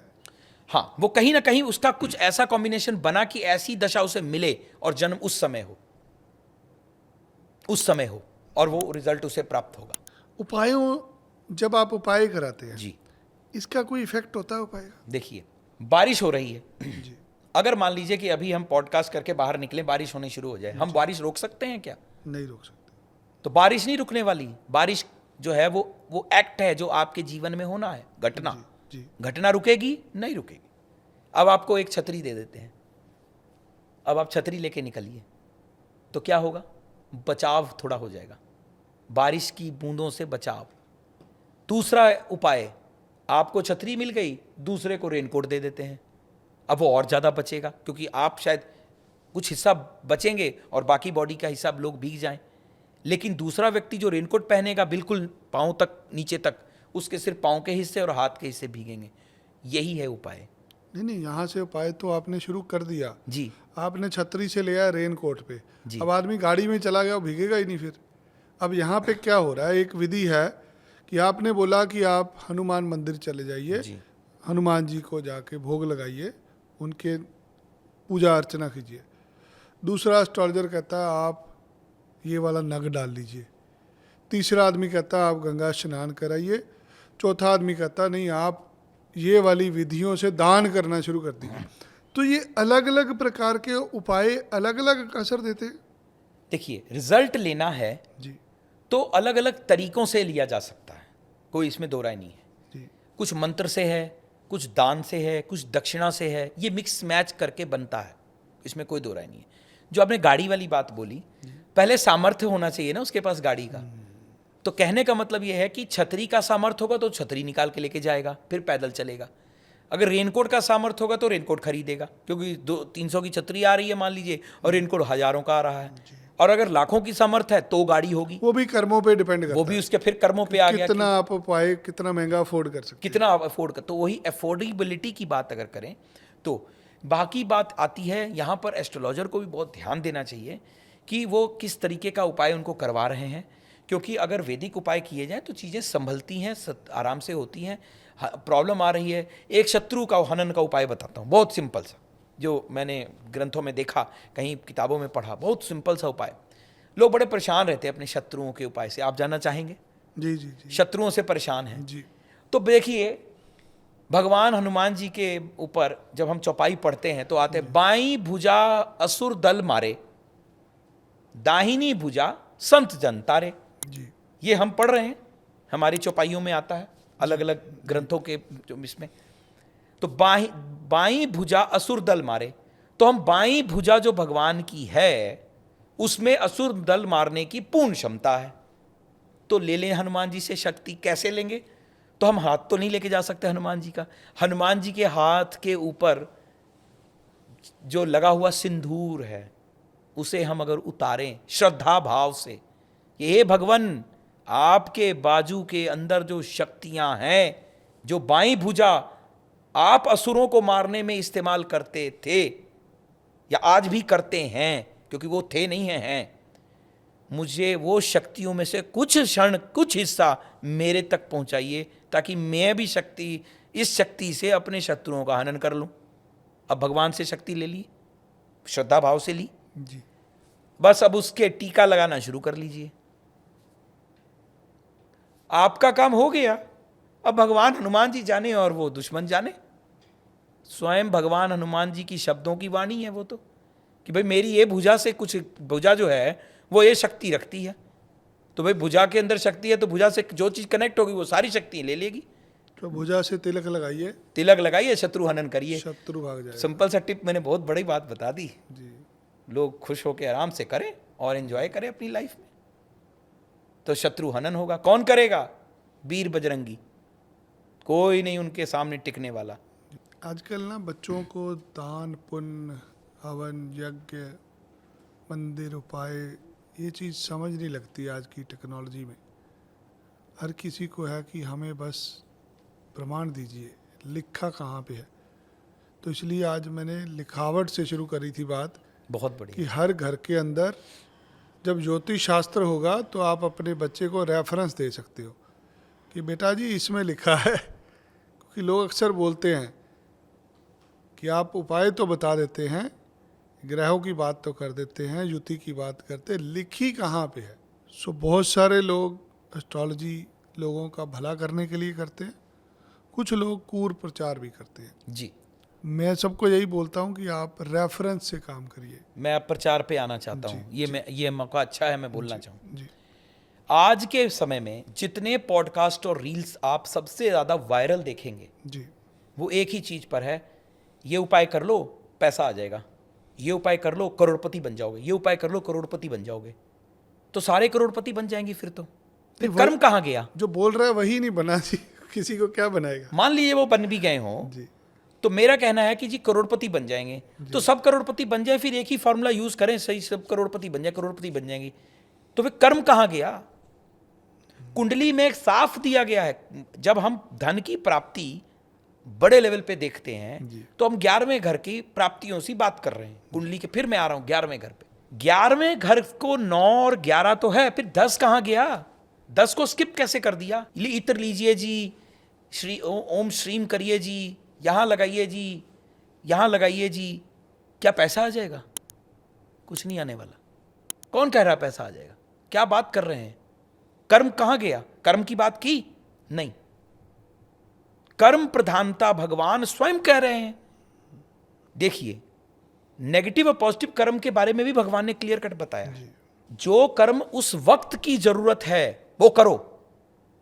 मृत्यु मारने के लिए भगवान कभी बोलते हैं किसी को मार दो किसी को? नहीं। ऐसा कभी भगवान ने कहा? नहीं, कभी भी नहीं हुआ। गीता में कहा है, अर्जुन को कहा अर्जुन को मारो।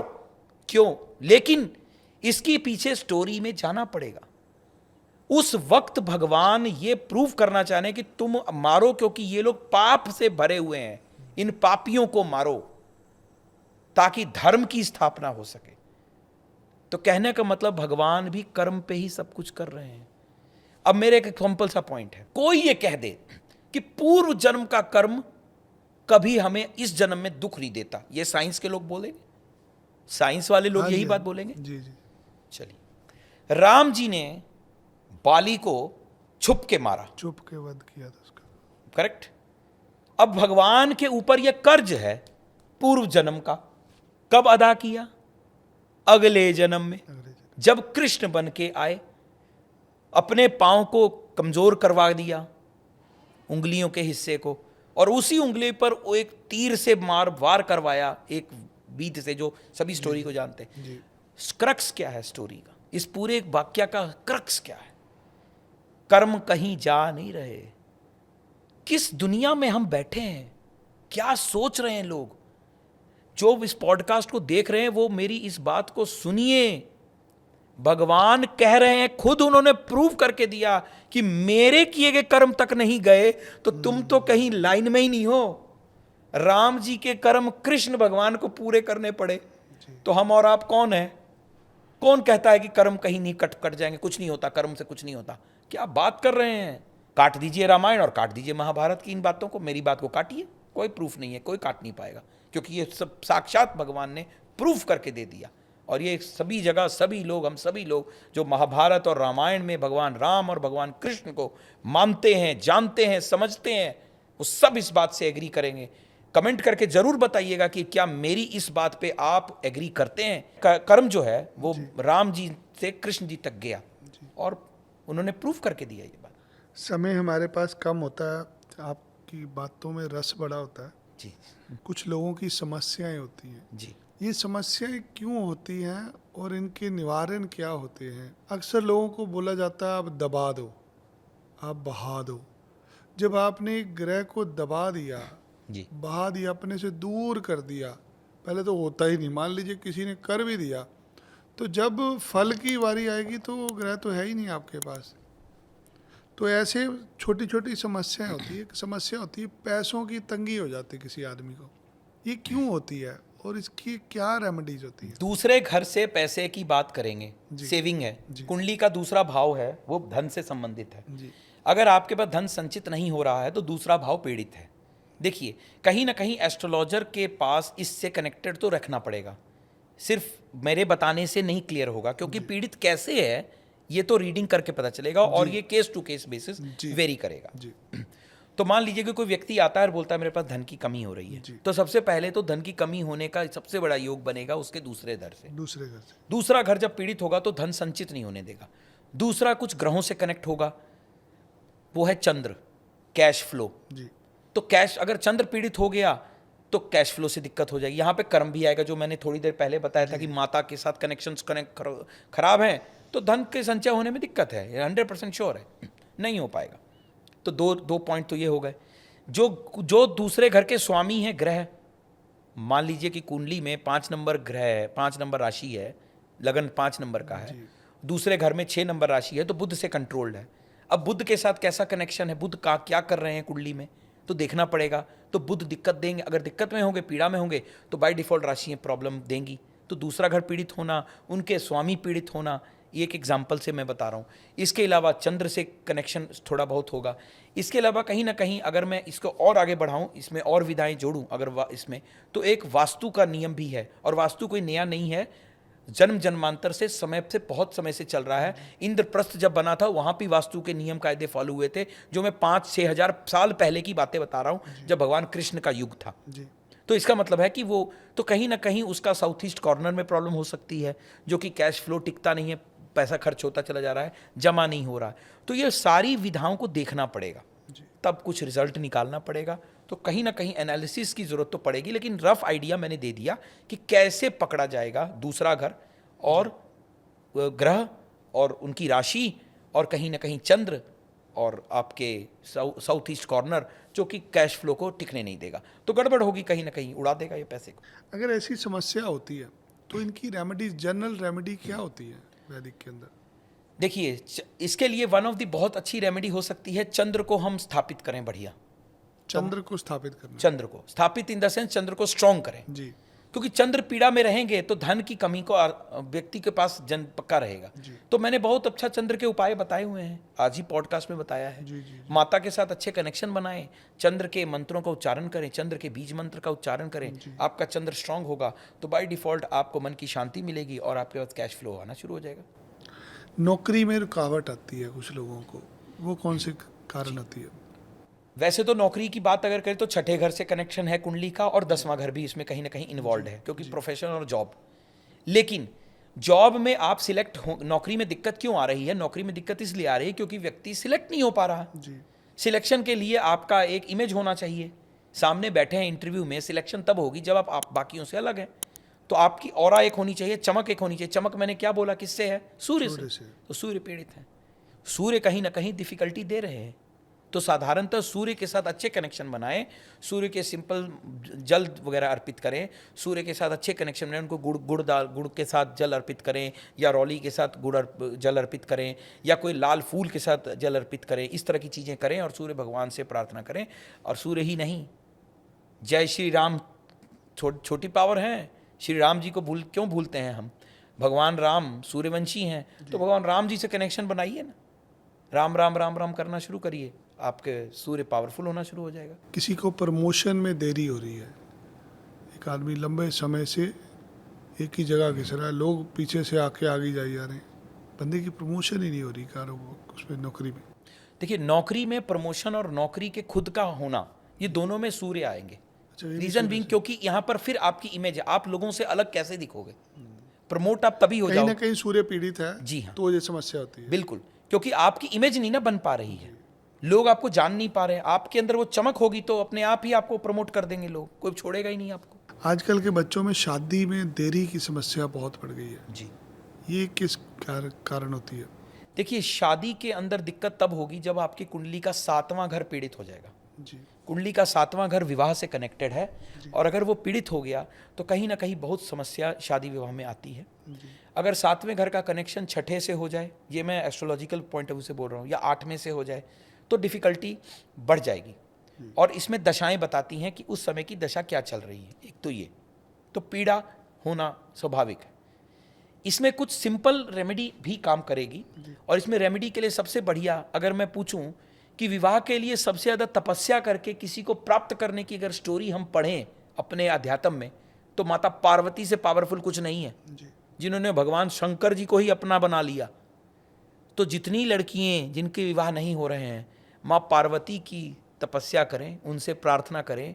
माँ पार्वती के जितने भी ग्रंथों में उनके उच्चारण करने के लिए मंत्र दिए गए हैं, उन सब के बारे में आप YouTube पे देखें, आपको बड़े आराम से मंत्र मिलेंगे उच्चारण करने के लिए योग में। दूसरा, सिंदूर अर्पण करें माता को और उनसे प्रार्थना करें, बड़े आराम से लड़कियों का काम होगा। दूसरा, विवाह की बात जब भी करते हैं तो शिव विवाह ही हमेशा बात होती है। तो लड़कों की बात करें तो वो भगवान शिव से प्रार्थना करेंगे, भगवान शिव के पास जाकर वो अनुनय विनय करें, पंचाक्षरी मंत्र का जाप करें, ओम नमः शिवाय का जाप करें, भगवान शिव के मंदिर में बैठ के वहाँ पे जो शिवलिंग है उसको माथा टेक कर और भगवान से प्रार्थना करें, अनुनय विनय करें। तो क्यों नहीं विवाह में कहीं ना कहीं आध्यात्मिक शक्तियों का इस संयोग बनेगा और चीज़ें स्वतः क्विक होने की संभावना बनेगी। देखिए, इंडिविजुअल योग भी देखने पड़ेंगे, लेकिन ये उपाय सिंपल उपाय हैं, बिना खर्च के उपाय हैं, आसानी से हो सकते हैं। आज के बच्चों को विदेश जाने में रुकावट आती है जी, वो कहाँ से होती है? विदेश के लिए 12वें घर का स्ट्रांग होना थोड़ा ज़रूरी है। तीसरा और 9वां घर भी जुड़ेगा इसके साथ। तीसरा घर घर से बाहर निकालेगा, 9वां घर लंबी यात्रा करवाएगा, और 12वां घर विदेश के का ही है। तो अगर ये घर पीड़ित होंगे तो दिक्कतें आएंगी। तीसरा घर पीड़ित हुआ तो कागजी कार्रवाई में दिक्कत आ जाएगी। तो बुध पीड़ित हुआ तो कागजी कार्रवाई में प्रॉब्लम आएगी। जैसे आपके पास लोग आते हैं, क्योंकि आपका तो कार्य क्षेत्र है ये, तो बुध जिनके जिनके प्रॉब्लम होगी उनके सारे पेपर वर्क में प्रॉब्लम आएगी। अच्छा, 9वां घर जो है वो यात्रा से कनेक्टेड है, वो किसी भी ग्रह से हो सकता है, लेकिन यहाँ राहु का प्रभाव बहुत ज़बरदस्त हेल्प करता है। राहु डायरेक्टली विदेश से ही कनेक्टेड है, दूर से कनेक्शन बनाते हैं, ऑनलाइन से कनेक्शन बनाते हैं। तो राहु का पॉजिटिविटी अगर मिल जाए कहीं ना कहीं, तो हमें इन चीज़ों में, तो राहु के लिए बड़ा सिंपल, आप जो हमारे वो सेवादार हैं, जो हमारे सफाई कर्मचारी हैं, उनकी सेवा करिए, उनको कुछ ना कुछ शनिवार के दिन खिला पिला दें, कुछ उनकी सेवा कर दें डेफिनेटली। और ससुराल अगर है आपका और विदेश जाना चाहते हैं, ससुराल के साथ अच्छे कनेक्शन बनाएं, विदेश के योग बन जाएंगे। लेकिन यहाँ पर इंडिविजुअल चार्ट एनालिसिस साथ साथ हर ग्रह में जरूरत पड़ेगा, लेकिन ये कुछ सिंपल उपाय हेल्प करेंगे। बार बार बीमारी आती है घर पे। सूर्य हमारा शरीर, चंद्र हमारा इम्यून सिस्टम, सूर्य चंद्र पीड़ित ज़्यादा होंगे तो बीमारियों के योग बनेंगे। इसके अलावा 6ठा घर भी है, लेकिन मैं अगर ग्रहों की, सिंपल ग्रहों की बात करें तो सूर्य को ही हम स्ट्रॉन्ग कर लें, चंद्र को स्ट्रॉन्ग कर लें, क्योंकि हमारी बॉडी में सबसे ज़्यादा क्या है? पानी। और सूर्य हमारी आत्मा है, हम आत्मा को स्ट्रॉन्ग कर रहे हैं। हम अपने बॉडी के अंदर 70% पानी को स्ट्रॉन्ग कर रहे हैं, तो हमारी बॉडी 70% स्ट्रॉन्ग हो रही है। हमारे बॉडी से पानी निकल जाए तो हमारी 70% बॉडी गॉन। हम उसी जल के तत्व को स्ट्रॉन्ग कर लें। तो चंद्र और सूर्य को ताकतवर बनाएं, माता पिता से कनेक्टेड रहें, सूर्य भगवान और चंद्र भगवान से कनेक्टेड रहें, तो हमारे उपाय अपने आप बनेंगे और हमारा सूर्य चंद्र स्ट्रॉन्ग होगा, हमारे बीमारियों से हम दूर होने शुरू हो जाएंगे। संतान प्राप्ति में बहुत बाधा आ रही है आजकल के लोगों को। देखिए, संतान प्राप्ति के लिए कुंडली के कुछ घर बहुत इंपॉर्टेंट है। शुक्र पीड़ित हुआ तो शुक्राणु पे इम्पैक्ट आएगा। तो अगर शुक्राणु पीड़ित, थोड़ा सा ये साइंटिफिक बात है तो पॉडकास्ट में मुझे बोलना पड़ेगा, तो अगर वो पीड़ित होगा तो काउंट में प्रॉब्लम आ सकती है, उसकी पावर में प्रॉब्लम आ सकती है, तो संतान उत्पत्ति में दिक्कत होगी। उसके अंदर प्रजनन क्षमता, शुक्र के साथ एक्चुअली प्रजनन क्षमता की बात होती है। क्यों? बहुत बहुत ही ज़्यादा मैं गहराई की बात बोलने वाला हूँ यहाँ पर। शुक्राचार्य वो ऐसे गुरु थे जिनको भगवान शिव से ये आशीर्वाद वरदान के रूप में मिला कि मरे हुए को जीवित कर लो। मतलब मल्टीप्लाई करवा सकते हैं वो, जो मर गया उसे जीवित कर लो, मर गया उसे जीवित कर लो। मतलब अगर 100 है तो वापस 100 कर देंगे। तो हम जिनकी बातें कर रहे हैं प्रजनन क्षमता, मल्टीप्लिकेशन फैक्टर की, वहां पर शुक्र का कनेक्शन बन रहा है। तो शुक्र बहुत ज़्यादा दुखी हो गया, पीड़ित हो गया केतु के साथ कनेक्टेड हो गया, या शुक्र जो है वो नीचता का असर दे रहे हैं, गलत घरों में हैं, सूर्य से पीड़ित हो गए बहुत ज़्यादा, तो बाय डिफ़ॉल्ट ये दिक्कतें आएंगी। इसमें एक बहुत इंपॉर्टेंट पॉइंट मैं यहाँ पे बोलना चाहूँगा, जितने लोग अलग अलग तरीके से व्यभिचारों में इन्वॉल्व हैं, मेरे इशारे को समझ रहे होंगे लोग, जिनसे विवाह होना है उनको छोड़कर और बाकी सब से विवाह के पहले विवाहित जीवन जीने की क्षमता बना रहे हैं, उन सब लोगों को समझना पड़ेगा शुक्र बहुत बुरी तरीके से पीड़ित हो रहा है, बहुत बुरी तरीके। ये हमारी सोसाइटी के अंदर एक बहुत बड़ा नेगेटिव इम्पैक्ट है। इसीलिए उन लोगों के शुक्र के पीड़ित होने के चलते जनरेशन आफ्टर जनरेशन आज के युग के बच्चों में वो क्षमता घटती चली जा रही है, क्योंकि वो खुद ये नेगेटिविटीज़ शादी से पहले कर रहे हैं और उसका रिजल्ट अब भोग रहे हैं। इसीलिए जनरेशन फॉरवर्ड जनरेशन ग्रोथ नहीं होती और ये समस्या उत्पन्न होती है। तो शुक्र को स्ट्रांग करिए, नेगेटिव काम ना करिए, पहले कर्म सुधारिए, कर्म को बहुत इंपॉर्टेंस दिया जाएगा यहाँ पे। उसका शुक्र को ताकतवर बनाइए, शुक्र को ताकतवर बनाने के उपाय मैंने ऑलरेडी बताए हैं जी। तो बस हमें उपाय करेंगे और हम प्रॉब्लम से बाहर निकलना शुरू हो जाएंगे। लेकिन कुंडली के 5वें घर और योग वो सब भी देखने पड़ेंगे। ये सिंपल उपाय हैं जो ज़रूरत हेल्प कहीं ना कहीं मदद करेंगे। ज़्यादातर लोग आजकल दोष लेके आते हैं, जी मेरे पास दोष है जी। जी दुनिया को समझ ही नहीं है कि दोष क्या होते हैं।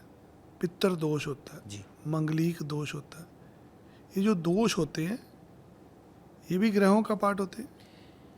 दोष जो हमारे जीवन में आ रहे हैं, जैसे पितृदोष है, जी। तो मैं कहूँगा ये जितनी आपने समस्याएं बताई हैं, जैसे विवाह ना होना, विदेश ना जाना, जॉब की दिक्कत, प्रमोशन की दिक्कत, बच्चे की प्रॉब्लम, या इस तरह की और जो भी समस्या, धन की समस्या, मान लीजिए कि अगर पितृदोष उसी घर में हो गया, तभी मैंने बोला था कैलकुलेशन इंडिविजुअल देखनी पड़ेगी।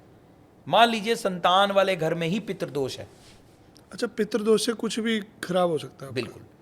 मान लीजिए कि पितृदोष एक दोष है जो कुंडली के किसी घर में होगा, जी तो सपोज 5वें घर में पितृदोष हो गया। जी।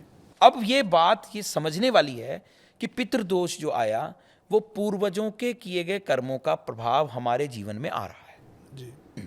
तो इसका मतलब अब संतान उत्पत्ति में दिक्कत होगी। अब केवल शुक्र कुछ नहीं कर पाएगा, अब पितृदोष के भी उपाय करने पड़ेंगे, हमें पितृदोष से निवारण लेना पड़ेगा। तो पितृदोष के लिए हमें अपने पितरों की सेवा करनी पड़ेगी। जब पितृपक्ष आएंगे उस समय करना पड़ेगा। समय समय पर जब हमारा एकादशी या अमावस्या का समय आता है उसमें हम गरीबों की सेवा कर सकते हैं, गरीबों को खिला सकते हैं। इस तरह के उपाय छोटे छोटे करें, या हम जानवरों को कुछ ना कुछ खिलाते रहें समय समय पर, या गौ सेवा करें। गौशाला में लोग जाने से क्यों कतराते हैं? ये सारे दोष वहाँ खा जाएंगी गौशाला में। गौ, एक गौ में 33 कोटि देवी देवता हैं। गऊ को खिलाते रहिए और 33 कोटि देवताओं के आप, कोटि मीन्स करोड़ नहीं, 33 कोटि, 33 टाइप के जो देवी देवता हैं, हमारे कैलकुलेशन निकाली गई है, उन सभी की मान्यता गौशाला में बैठी हुई है ना। इतनी सारे गौएं हैं, खिलाइए ना रेगुलर। आपने पाप काटते रहिए, अपने कष्ट काटते रहिए, गौशाला जाइए, गऊ को खिलाइए और आनंद, जीवन में आनंद पाइए। क्योंकि गऊ जब खाएंगी तो पाप खा जाएंगी और बचेगा क्या? सिर्फ पुण्य, सिर्फ पुण्य और पुण्य। क्योंकि एक ऐसा जीव जो कि धरती पर हमें मिले, जिनसे हम अमृत पा रहे हैं दूध के रूप में, कोई और ऐसी चीज कि बच्चे के मुख में डाला जाए जब वो बच्चा पैदा होता है, अगर मां ना बचे तो जल भी डालने की परमिशन नहीं है, तो क्या देंगे उसे? गाय का दूध अमृत के रूप में उसके मुख में डाला जाएगा, उसके जीवन को बचाने के लिए। तो कहने का मतलब है, ये जो पितृदोष की आप बात कर रहे हैं, तो पितृदोष जिन जिन घरों में होगा कुंडली के, उन घरों से पीड़ा होगी, तो उनके उपाय करने पड़ेंगे। कौओं को भी खिलाना पड़ जाएगा, क्योंकि वो भी हमारे पितरों से कनेक्टेड हैं। कहा जाता है, ग्रंथों में लिखा हुआ है, स्टोरीज हमने भी सुनी हैं, हमें अपने पूर्वजों की स्टोरी, उस पर हमारे बुजुर्गों की स्टोरी, सब कुछ लिखा हुआ न माने, ये भी मैं कह रहा, मतलब मानने सेंस ये ना सोचे कि हर कुछ लिखा हुआ मिलेगा। कहीं ना कहीं 2+2=4 किसी ने कहा, लिखा कहीं नहीं है। बाद में लिखने लगे लोग, मानने लगे, पहले 2+2=4 होता है। तो हमारे अगर बुजुर्ग हमसे कुछ कह रहे हैं, हम ना माने, ये हमारे, अब वो भी बृहस्पति का नेगेटिविटी है। लीजिए मैं ग्रह से कनेक्ट कर देता हूं कि अगर हम अपने पूर्वजों की, अपने बुजुर्गों की, हमारी दादी, हमारी नानी या उनसे बुजुर्ग जो हमारे माता पिता जिनके नानी दादी, उन लोगों ने अगर कोई नियम बनाया, बताया ऐसा कर लिया करना, तो कर लो ना, क्या दिक्कत है। उनके पूर्वजों ने कहीं ना कहीं किसी ने बताया, क्योंकि हर चीज लिपियों में लिखी नहीं है बची। बड़े आक्रांताओं का सिस्टम आया जिसमें बहुत सारी लिपियां जल गईं, खत्म हो गईं। ज्योतिष के भी बहुत सारी विधाओं के बारे में किसी को अता पता ही नहीं है, कनेक्शन ही नहीं निकाल पा रहे हैं हम सब। हमारे हाथ खड़े हो गए, क्यों? लिपियां नहीं बची। तो सब कुछ लिखा ना ढूंढें, कुछ पूर्वजों से, बुजुर्गों से सुनने के बाद उसे इंप्लीमेंट करें।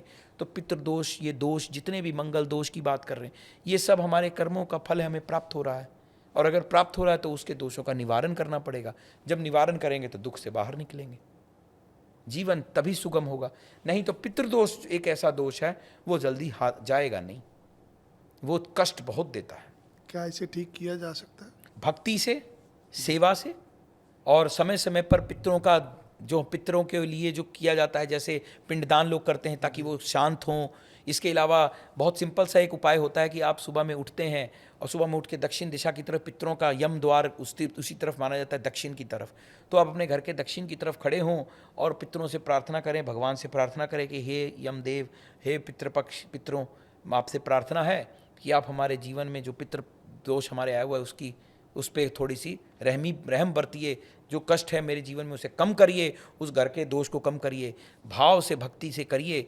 भगवान भाव के भूखे हैं, भगवान को किसी चीज़ की ज़रूरत नहीं है। और पूर्वजों को भी पूर्वज कौन है? हमारे ही तो पूर्वज हैं। मेरे पूर्वज हैं, वो मेरा बुरा क्यों चाहेंगे? लेकिन गलतियाँ हुई, दोष की माफ़ी मांग रहा हूँ, कान पकड़ के क्षमा प्रार्थी बने, आपको ज़रूर वहाँ पर सफलता मिलेगी, आपके कार्यों में सिद्धि बनेगी और कष्ट से दूरी होगी। बहुत सिंपल सा उपाय है। सो पितृदोष ठीक करने बहुत जरूरी है। बिल्कुल जरूरी है। ये करे आगे चलते रहते हैं। अगर पितरों के दोषों को नहीं, कुल में चलते हैं ना? जी हाँ, ये कुल में चलेंगे, ये दोष आएगा। ये आपके पिताजी के भी थे, दादाजी के भी थे, आप में भी हैं, आगे बच्चों में भी जाएंगे। हो सकता है कि उस व्यक्ति को, जो व्यक्ति बीच में कभी आया हो, मान लीजिए कि किसी के दादा के पितृदोष हो और पोते में पितृदोष हो, पिता में ना हो, ऐसा हो सकता है। अच्छा, ऐसे भी होता है। क्योंकि उसके अपने कर्म भी तो हैं जो उन्होंने पूर्व जन्म में किए हुए हैं। उनके क्या पता उनके पॉजिटिविटी ज्यादा आई हो तो उनके वो ना, कुल यहाँ कुल की बात हो रही, ना कि सिर्फ सबकी लेगेसी में नहीं, ऐसा नहीं, जरूरी नहीं।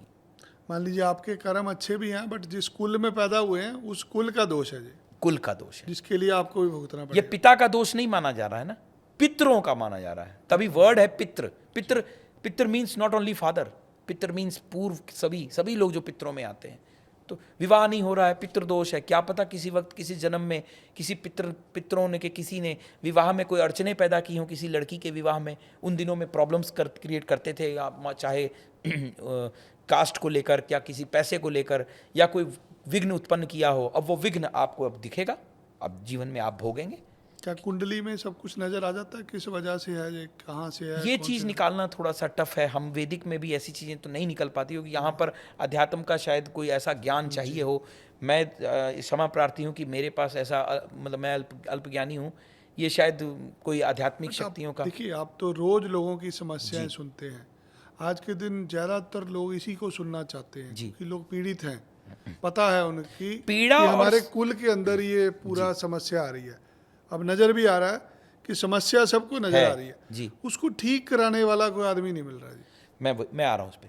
क्यों हुआ ये नहीं बता पाएंगे सभी लोग, ये शायद कोई आध्यात्मिक गुरु बता दें, जिनके पास वो दिव्य शक्तियाँ हो कि वो पूर्व जन्म के जीवन को भी देख लें, उन कालों को भी देख लें। लेकिन हाँ, जो कष्ट चल रहा है, उस कष्ट को देखने का तरीका निकलता है, वो दिखता है, हम लोग देख पाते हैं। और उसको निवारण करने के लिए अगर कुछ ग्रहों के उपाय करने पड़ेंगे तो वो उपाय बताए जाते हैं। वैसे जनरल उपाय होते हैं, वो तो बताते ही हम लोग। अगर कोई स्पेसिफिक ग्रह है जो अटका रहा है तो वो भी हम उपाय करने पड़ते हैं। देखिए, जब मैं आपसे किसी प्रश्न का उत्तर लेता हूँ ना, तो मेरा कोशिश होती है कि मैं जर्नल ना लूँ, क्योंकि आप विद्वान हैं जी। तो लोगों को भी आपसे एक्सपेक्टेशन होती है कि आप सही से तरीके से अच्छे से एक्सप्लेन कर देते हैं। क्या पितृदेश के कोई संकेत भी होते हैं जहाँ से एक आदमी को लग जाए कि हाँ यार मेरे? देखिए, ऐसे तो पितृदोष के बहुत सारे संकेत हैं, लेकिन एक संकेत है, कुंडली में योग हैं, उन योगों को पितृदोष का पार्ट माना जाता है। सूर्य शनि का कॉम्बिनेशन पितृदोष का पार्ट बनाता है। सिंपल बता दिया। अगर कोई आदमी आपको मिले, मिलके सारी चीजों का ज्ञान हो सकता है। बिल्कुल, वो पता चल जाएगा। इसके अलावा और भी तरीके होते हैं जहाँ पितृदोष के नियम के आते हैं, वो नियम कायदों के अंदर आते हैं, क्योंकि देखिए इसमें रूल्स बहुत सारे होते हैं, हर रूल को बताना थोड़ा टफ होगा। तो एक एग्जाम्पल बता देते हैं कि सूर्य शनि इकट्ठे हो गए, इकट्ठे युति में बैठे हुए हैं, तो उस घर में पितृदोष बनाएगा। 9वें घर में हो जाए तो बहुत बड़ा पितृदोष हो गया, क्योंकि वो भाग्य स्थान को ही पकड़ के बैठ गया, तो पूरा भाग्य ही ले बैठेगा। तो ऐसे व्यक्ति को उठने में दिक्कत बहुत होती है, बहुत डिफिकल्टीज आती हैं। तो कहने का मतलब यह है कि ये कुछ उपाय नियम है, उन नियमों को पता चल जाता है, फिर उन ग्रहों के उपाय होते हैं, इंडिविजुअल ग्रहों के होते हैं और जनरल पितृदोष के उपाय होते हैं। तो करने से लाइफ में थोड़ी ईज आउट होता है। देखिए, जीरो नहीं कर पाएंगे। मैं एक एग्जाम्पल यहाँ पे क्लियर कर दूं, भगवान ने 2 पेन लिए, मुझे बनाने वक्त, आपको बनाने वक्त और हमारी सारी जनता को बनाने वक्त।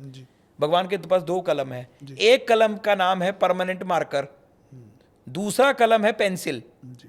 परमानेंट मार्कर से जब तक आपको वो क्या कर रहे हैं, गढ़ रहे हैं, वो एक विनय हरि जी को गढ़ रहे हैं और एक लवलेश जी को गढ़ रहे हैं। जब गढ़ रहे थे तो एक समय आया, उनको मन में किया ये पेन छोड़ के दूसरा उठा लेता हूँ, थोड़ी देर दूसरे वाले पेन से बनाता हूँ। वो पेन था कौन? पेंसिल।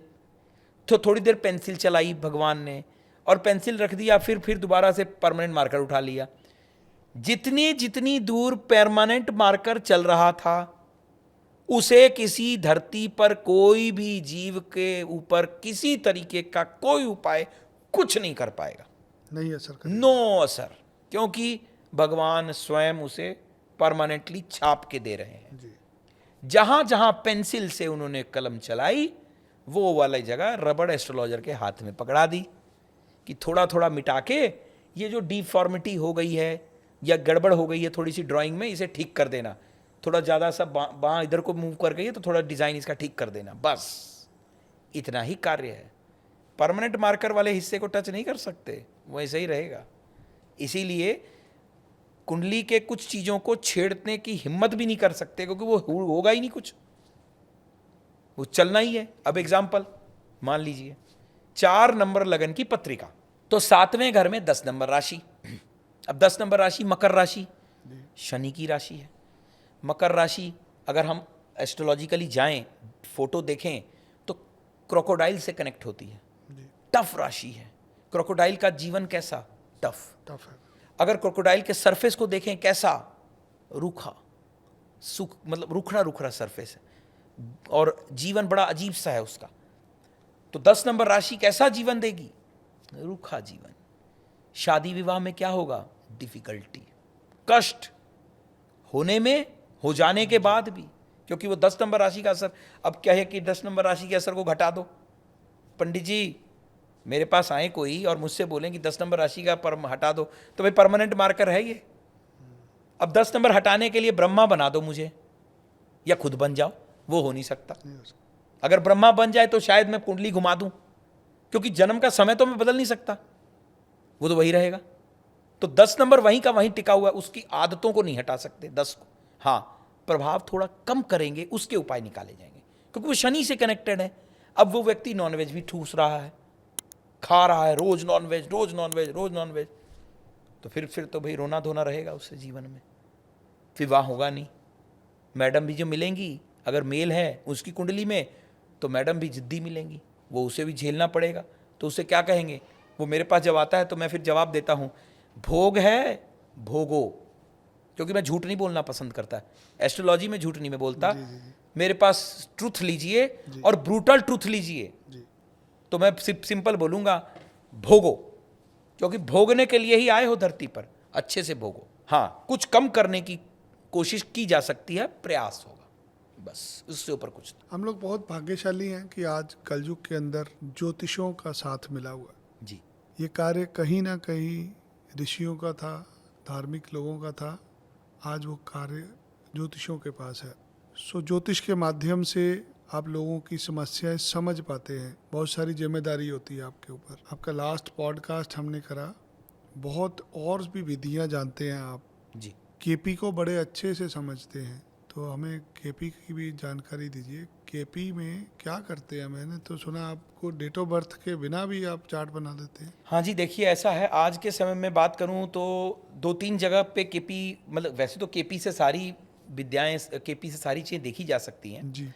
लेकिन जैसे मान लीजिए कि कोई बीमार आया, कोई बीमार आया और वो अपना इलाज के बारे में जानना चाहता है, तो वहाँ पर मेडिकल एस्ट्रोलॉजी का पार्ट आता है। जी वो केपी के थ्रू जब हम वहाँ पे डेट ऑफ बर्थ की तो बात ही नहीं है, क्योंकि देखिए कुंडली बनी पड़ी है, जी बीमारी उसे कुंडली, अगर कुंडली देखूं तो उसी बीमारी वाले घर से, बीमारी वाला घर भी पता है छठा घर, तो उसी से खांसी भी हो रही है, उसी से बुखार भी हो रहा है, उसी से किडनी भी खराब हो गई हो सकता है, उसी से लीवर भी खराब हो गया हो सकता है, उसी से अस्थमा भी हो सकता है, बहुत सारी चीज़ें हो सकती हैं, जीवन के अलग अलग समय में होंगी। जी दशा उससे कनेक्शन नहीं बन पा रहा है, हम फंस गए। तो अब ग्रह तो वही बैठे हुए हैं, लेकिन हमें कैसे पता चलेगा कि क्या उपाय बताएं? तो वहाँ पर केपी एस्ट्रोलॉजी में मेडिकल एस्ट्रोलॉजी का पार्ट जब हम डील करते हैं, प्रश्न कुंडली उसमें यूज़ करते हैं, जो कि नंबरिंग सिस्टम से काम करता है। न डेट ऑफ बर्थ चाहिए, न टाइम ऑफ बर्थ चाहिए, न प्लेस ऑफ बर्थ चाहिए, हमें चाहिए वो व्यक्ति जिसको कष्ट है, और हमें चाहिए वो ईश्वर जो उसे बताएगा कि उपाय क्या होगा।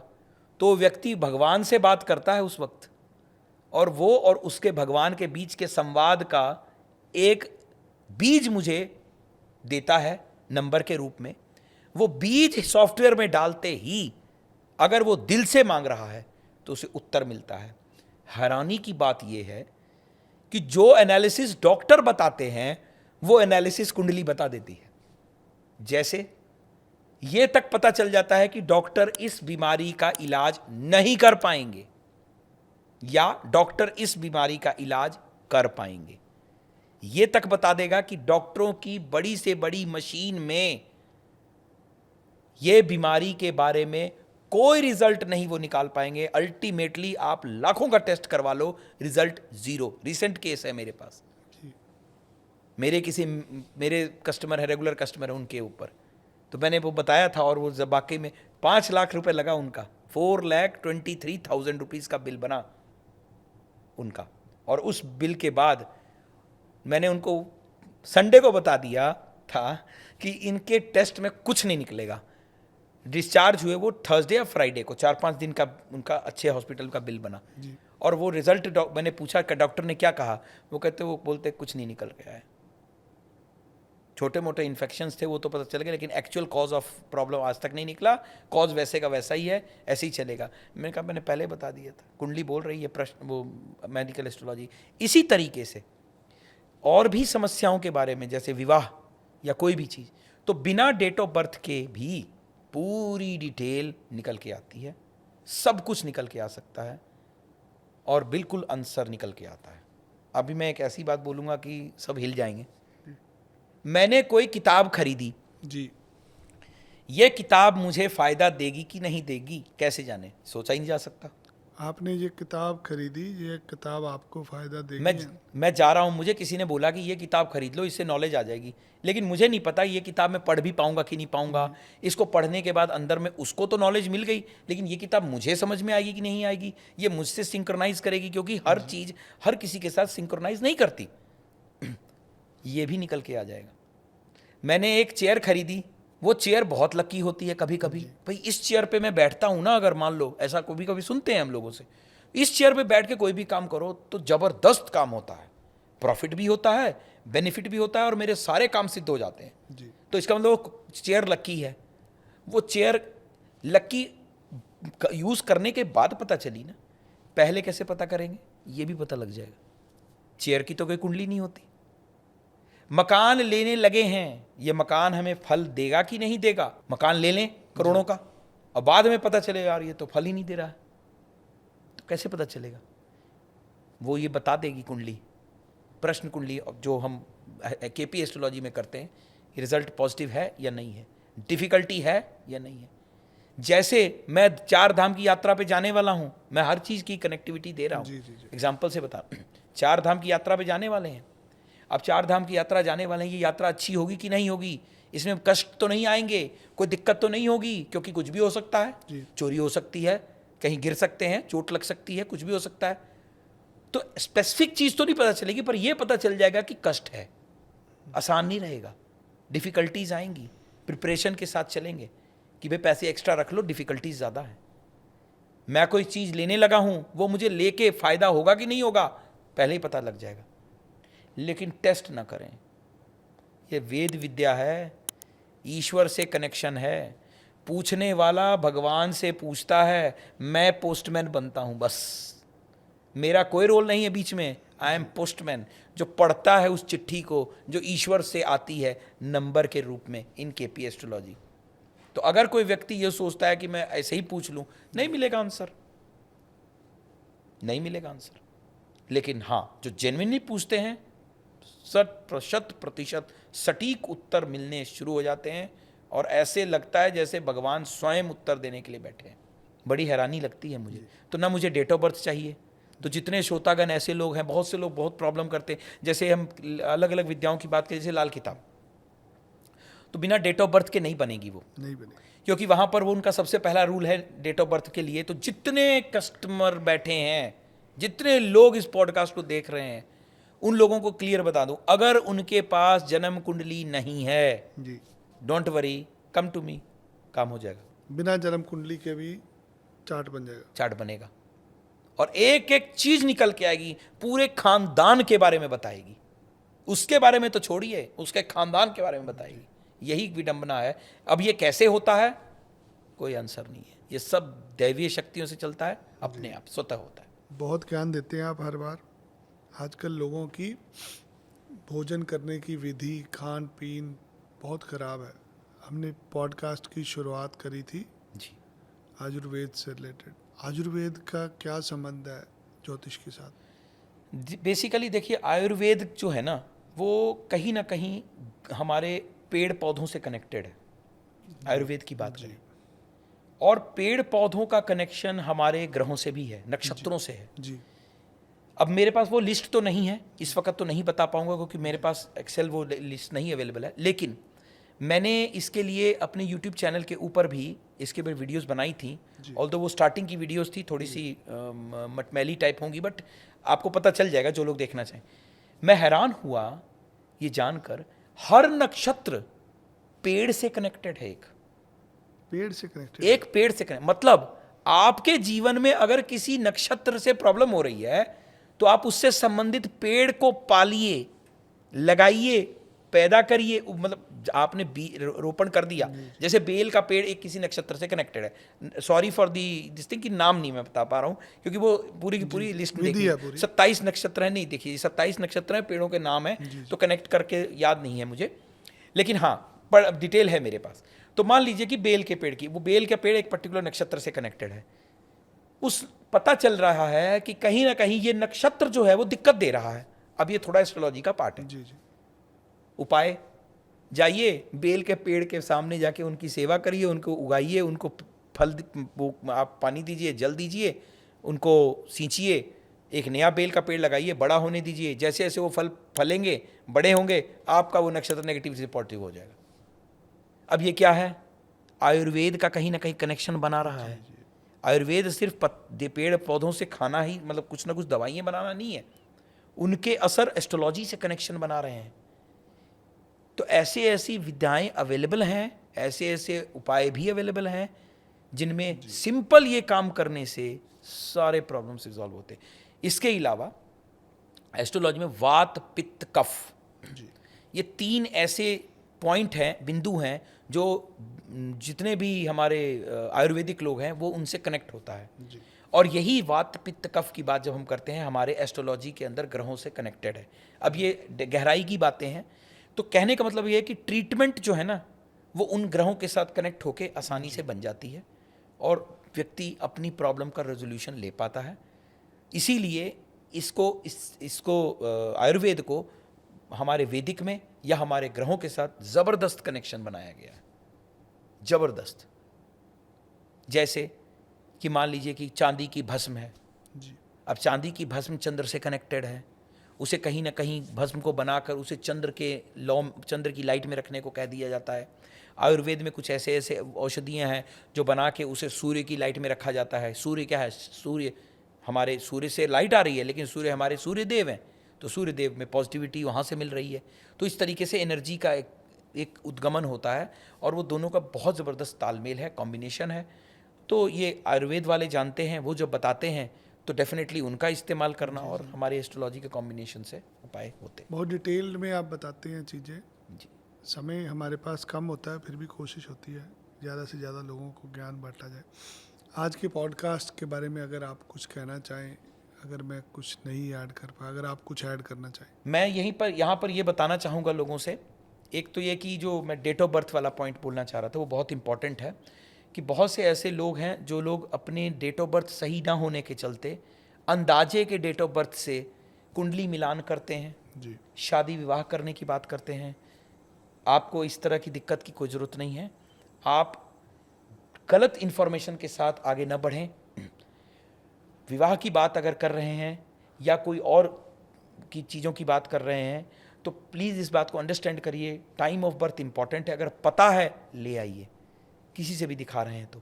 नहीं पता है कोई दिक्कत नहीं है, ऐसी विद्याएं अवेलेबल हैं, ऐसी चीज़ अवेलेबल है कि बिना आपके डेट ऑफ बर्थ के, बिना आपके टाइम के, बिना किसी चीज़ के भी आपकी प्रॉब्लम का सॉल्यूशन दिया जा सकता है। Point number 1। इसके अलावा उपाय जो हैं वो वैदिक के बहुत सिंपल हैं। जी मेहनत थोड़ी आपको करनी पड़ेगी, उनको मेहनत करिए और उपायों से अपने प्रॉब्लम का रेजोल्यूशन लीजिए। लेकिन कोशिश ये करनी है, हम अपने कष्टों को दूर ज़रूर करेंगे, जी लेकिन पाना किसे है? उस ईश्वर को। ये नहीं कि हम सिर्फ एस्ट्रोलॉजी को, ज्योतिष को कष्ट निवारण सूत्र न माने, जीवन शैली जीने का सूत्र है। बार बार कहूँगा, जीवन शैली जीने के सूत्र के रूप में ज्योतिष को पकड़िए। उस एस्ट्रोलॉजर के पास जाने की कोशिश करिए जहाँ पर आपको वो अपनी मेहनत का पैसा ले रहा है, जी धन उपार्जन के लिए अलग अलग ढंग से वो आपको लूटने की कोशिश, आपको पता लगेगा, आप समझेंगे। मौका दीजिए, समझिए वो कहना क्या चाहते हैं। अगर आपको लगता है कनेक्शन अच्छा बन रहा है तो आप आगे बढ़िए, नहीं तो आप किसी और को दिखाइए। मैं चाहूँगा 2 मिनट अगर आप हमें केपी के बारे में बताएं। केपी है क्या और ये जीवन पे कैसे प्रभाव डालती है और ये बाकी विधियों से कैसे अलग है? केपी जो है ना वो नक्षत्रों से चलती है। मैं इस पे बहुत दिल से बात करना चाहूँगा। जी देखिए, वैदिक में भी नक्षत्र हैं, जी लेकिन वैदिक में अब जाके क्या हो गया, कहीं ना कहीं एस्ट्रोलॉजर्स की कमियाँ हुई हैं, जिसके चलते वो नक्षत्रों के लेवल तक नहीं बात करते। नहीं जाते। वो सिर्फ ऊपर से ग्रह देखते हैं, कुंडली देखी जिसे हम D1 चार्ट बोलते हैं, उसे देखते हैं, ग्रह यहाँ बैठा है, ग्रह यहाँ बैठा, ग्रह यहाँ बैठा, और उससे रिजल्ट्स देते हैं। याद रखिए, ग्रह अपना रिजल्ट देने से पहले अपने नक्षत्र स्वामी का रिजल्ट पहले देंगे, ये केपी बोलता है। और केपी इसी फॉर्मूले को पकड़ता है और ये उप नक्षत्र लेवल से स्टार्ट करता है, बहुत गहराई तक जाता है। तो सटीकता की जो बात मैं करता हूं, केपी क्या कहेगा, विवाह कब होगा, विवाह कब होगा में हम पिछली पॉडकास्ट में भी मैंने ये पॉइंट बोला था। वहां पर एक टर्म आती है रूलिंग प्लैनेट्स।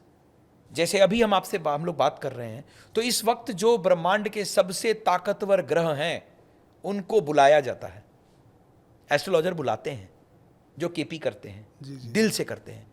और वो ग्रह आते हैं, ग्रहों का कॉम्बिनेशन ऐसा बनता है कि वो बिल्कुल सटीक बता देते हैं कि ये विवाह उस डायरेक्शन में जा रहा है, इस पीरियड में होने की संभावना ज़्यादा बनेगी और काम उसी पीरियड में हो रहा है।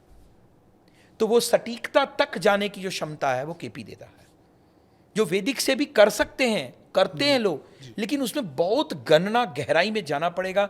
आजकल देखा गया है कि ये नहीं कर रहे हैं लोग। समय कब, क्योंकि उसमें दशा और गोचर सबको मिलाना पड़ेगा। कृष्णमूर्ति पद्धति में थोड़ा आसान हो जाएगा ये चीज़, लेकिन ये ना सोचे कि ये आसान है, विद्या टफ है। तो यहाँ पर नंबरिंग सिस्टम से काम होता है, घरों से काम होता है, और ग्रहों के नक्षत्रों से जा काम होता है, और एक्चुअल रिजल्ट नक्षत्र देते हैं। तो कभी कभी देखने में लगता है विवाह बहुत अच्छा होगा, बहुत अच्छा होगा, जब कुंडली देखी पता चला विवाह नहीं होगा, या विवाह अगले 10 साल नहीं होगा, या 5 साल नहीं होगा। तो ये नक्षत्रों के रीडिंग से क्लैरिटी मिलती है। तो केपी बहुत क्लियर पिक्चर दे देता है इस चीज़ को। तो हर तरह की समस्या का समाधान केपी में भी है आपके पास? बिल्कुल, हर तरह की समस्या, कोई भी ऐसा सवाल नहीं है। जो मैंने टेबल, चेयर, इन चीज़ों की बातें की थी कि हम उनके बारे में भी जान सकते हैं, ये केपी से निकल के आएगा जी, बिल्कुल निकल के आएगा, कोई दिक्कत की बात नहीं है। बहुत अच्छा है कि इस विद्या का, और ये विद्या लेटेस्ट टेक्नोलॉजी है, लेटेस्ट टेक्निक है, जिसको यूज़ करते हैं और बिल्कुल उत्तर निकलते हैं, कहीं कोई दिक्कत नहीं, कहीं फेल नहीं होता। बहुत बहुत धन्यवाद आपका जी। हमारे साथ लवलेश गोपाल जी थे, जो आज हमें ज्ञान दिया, जो इन्होंने कि कैसे वैदिक एस्ट्रोलॉजी काम करती है। कष्ट है आपके जीवन में कष्ट तो आपको सहना ही पड़ेगा। रेमेडी से आप उसका असर कुछ कम कर सकते हैं। केपी एस्ट्रोलॉजी क्या है, कैसे काम करती है? गणना होती है केपी से, वो गणना जो शायद एक आम एस्ट्रोलॉजर ना कर पाए। आपके जीवन में किसी भी प्रकार का कष्ट है, उसकी केपी से गणना कराना चाहते हैं, अभी हमें कमेंट करें, डिटेल्ड में बताएं आपको क्या समस्या है। कुछ और जानना चाहते हैं, हमें कमेंट बॉक्स में लिखिए, हम लवलेश जी को दोबारा बुलाएंगे, ये आपके सारे सवालों के जवाब देने की कोशिश करेंगे। आप मिलना चाहते हैं लवलेश जी से, इनकी डिटेल हम डिस्क्रिप्शन में देंगे। इनका यूट्यूब चैनल भी है, वहाँ पे जाके भी आप इनकी रेमेडीज ले सकते हैं। कोई भी रेमेडी करनी है, उसको करने से पहले किसी अच्छे ज्योतिषी से परामर्श जरूर करिए, ताकि उसका साइड इफ़ेक्ट आपको ना हो। इस पॉडकास्ट को देखने के लिए आपका बहुत बहुत धन्यवाद। धन्यवाद। जय श्री राम। क्या आप एक ऐसे ज्योतिषी हैं जो अपनी दृष्टि से भविष्य को साफ साफ देख सकते हैं? हम आपका स्वागत करते हैं एक ऐसे पॉडकास्ट में जहां आपके अनुभव से किसी को अपने जीवन की दिशा मिल सके। हम चाहते हैं आपकी विद्या को लाखों लोगों तक पहुंचा सके। आइए हमारे इस पॉडकास्ट के मंच को अपनी उपस्थिति से धन्य करिए।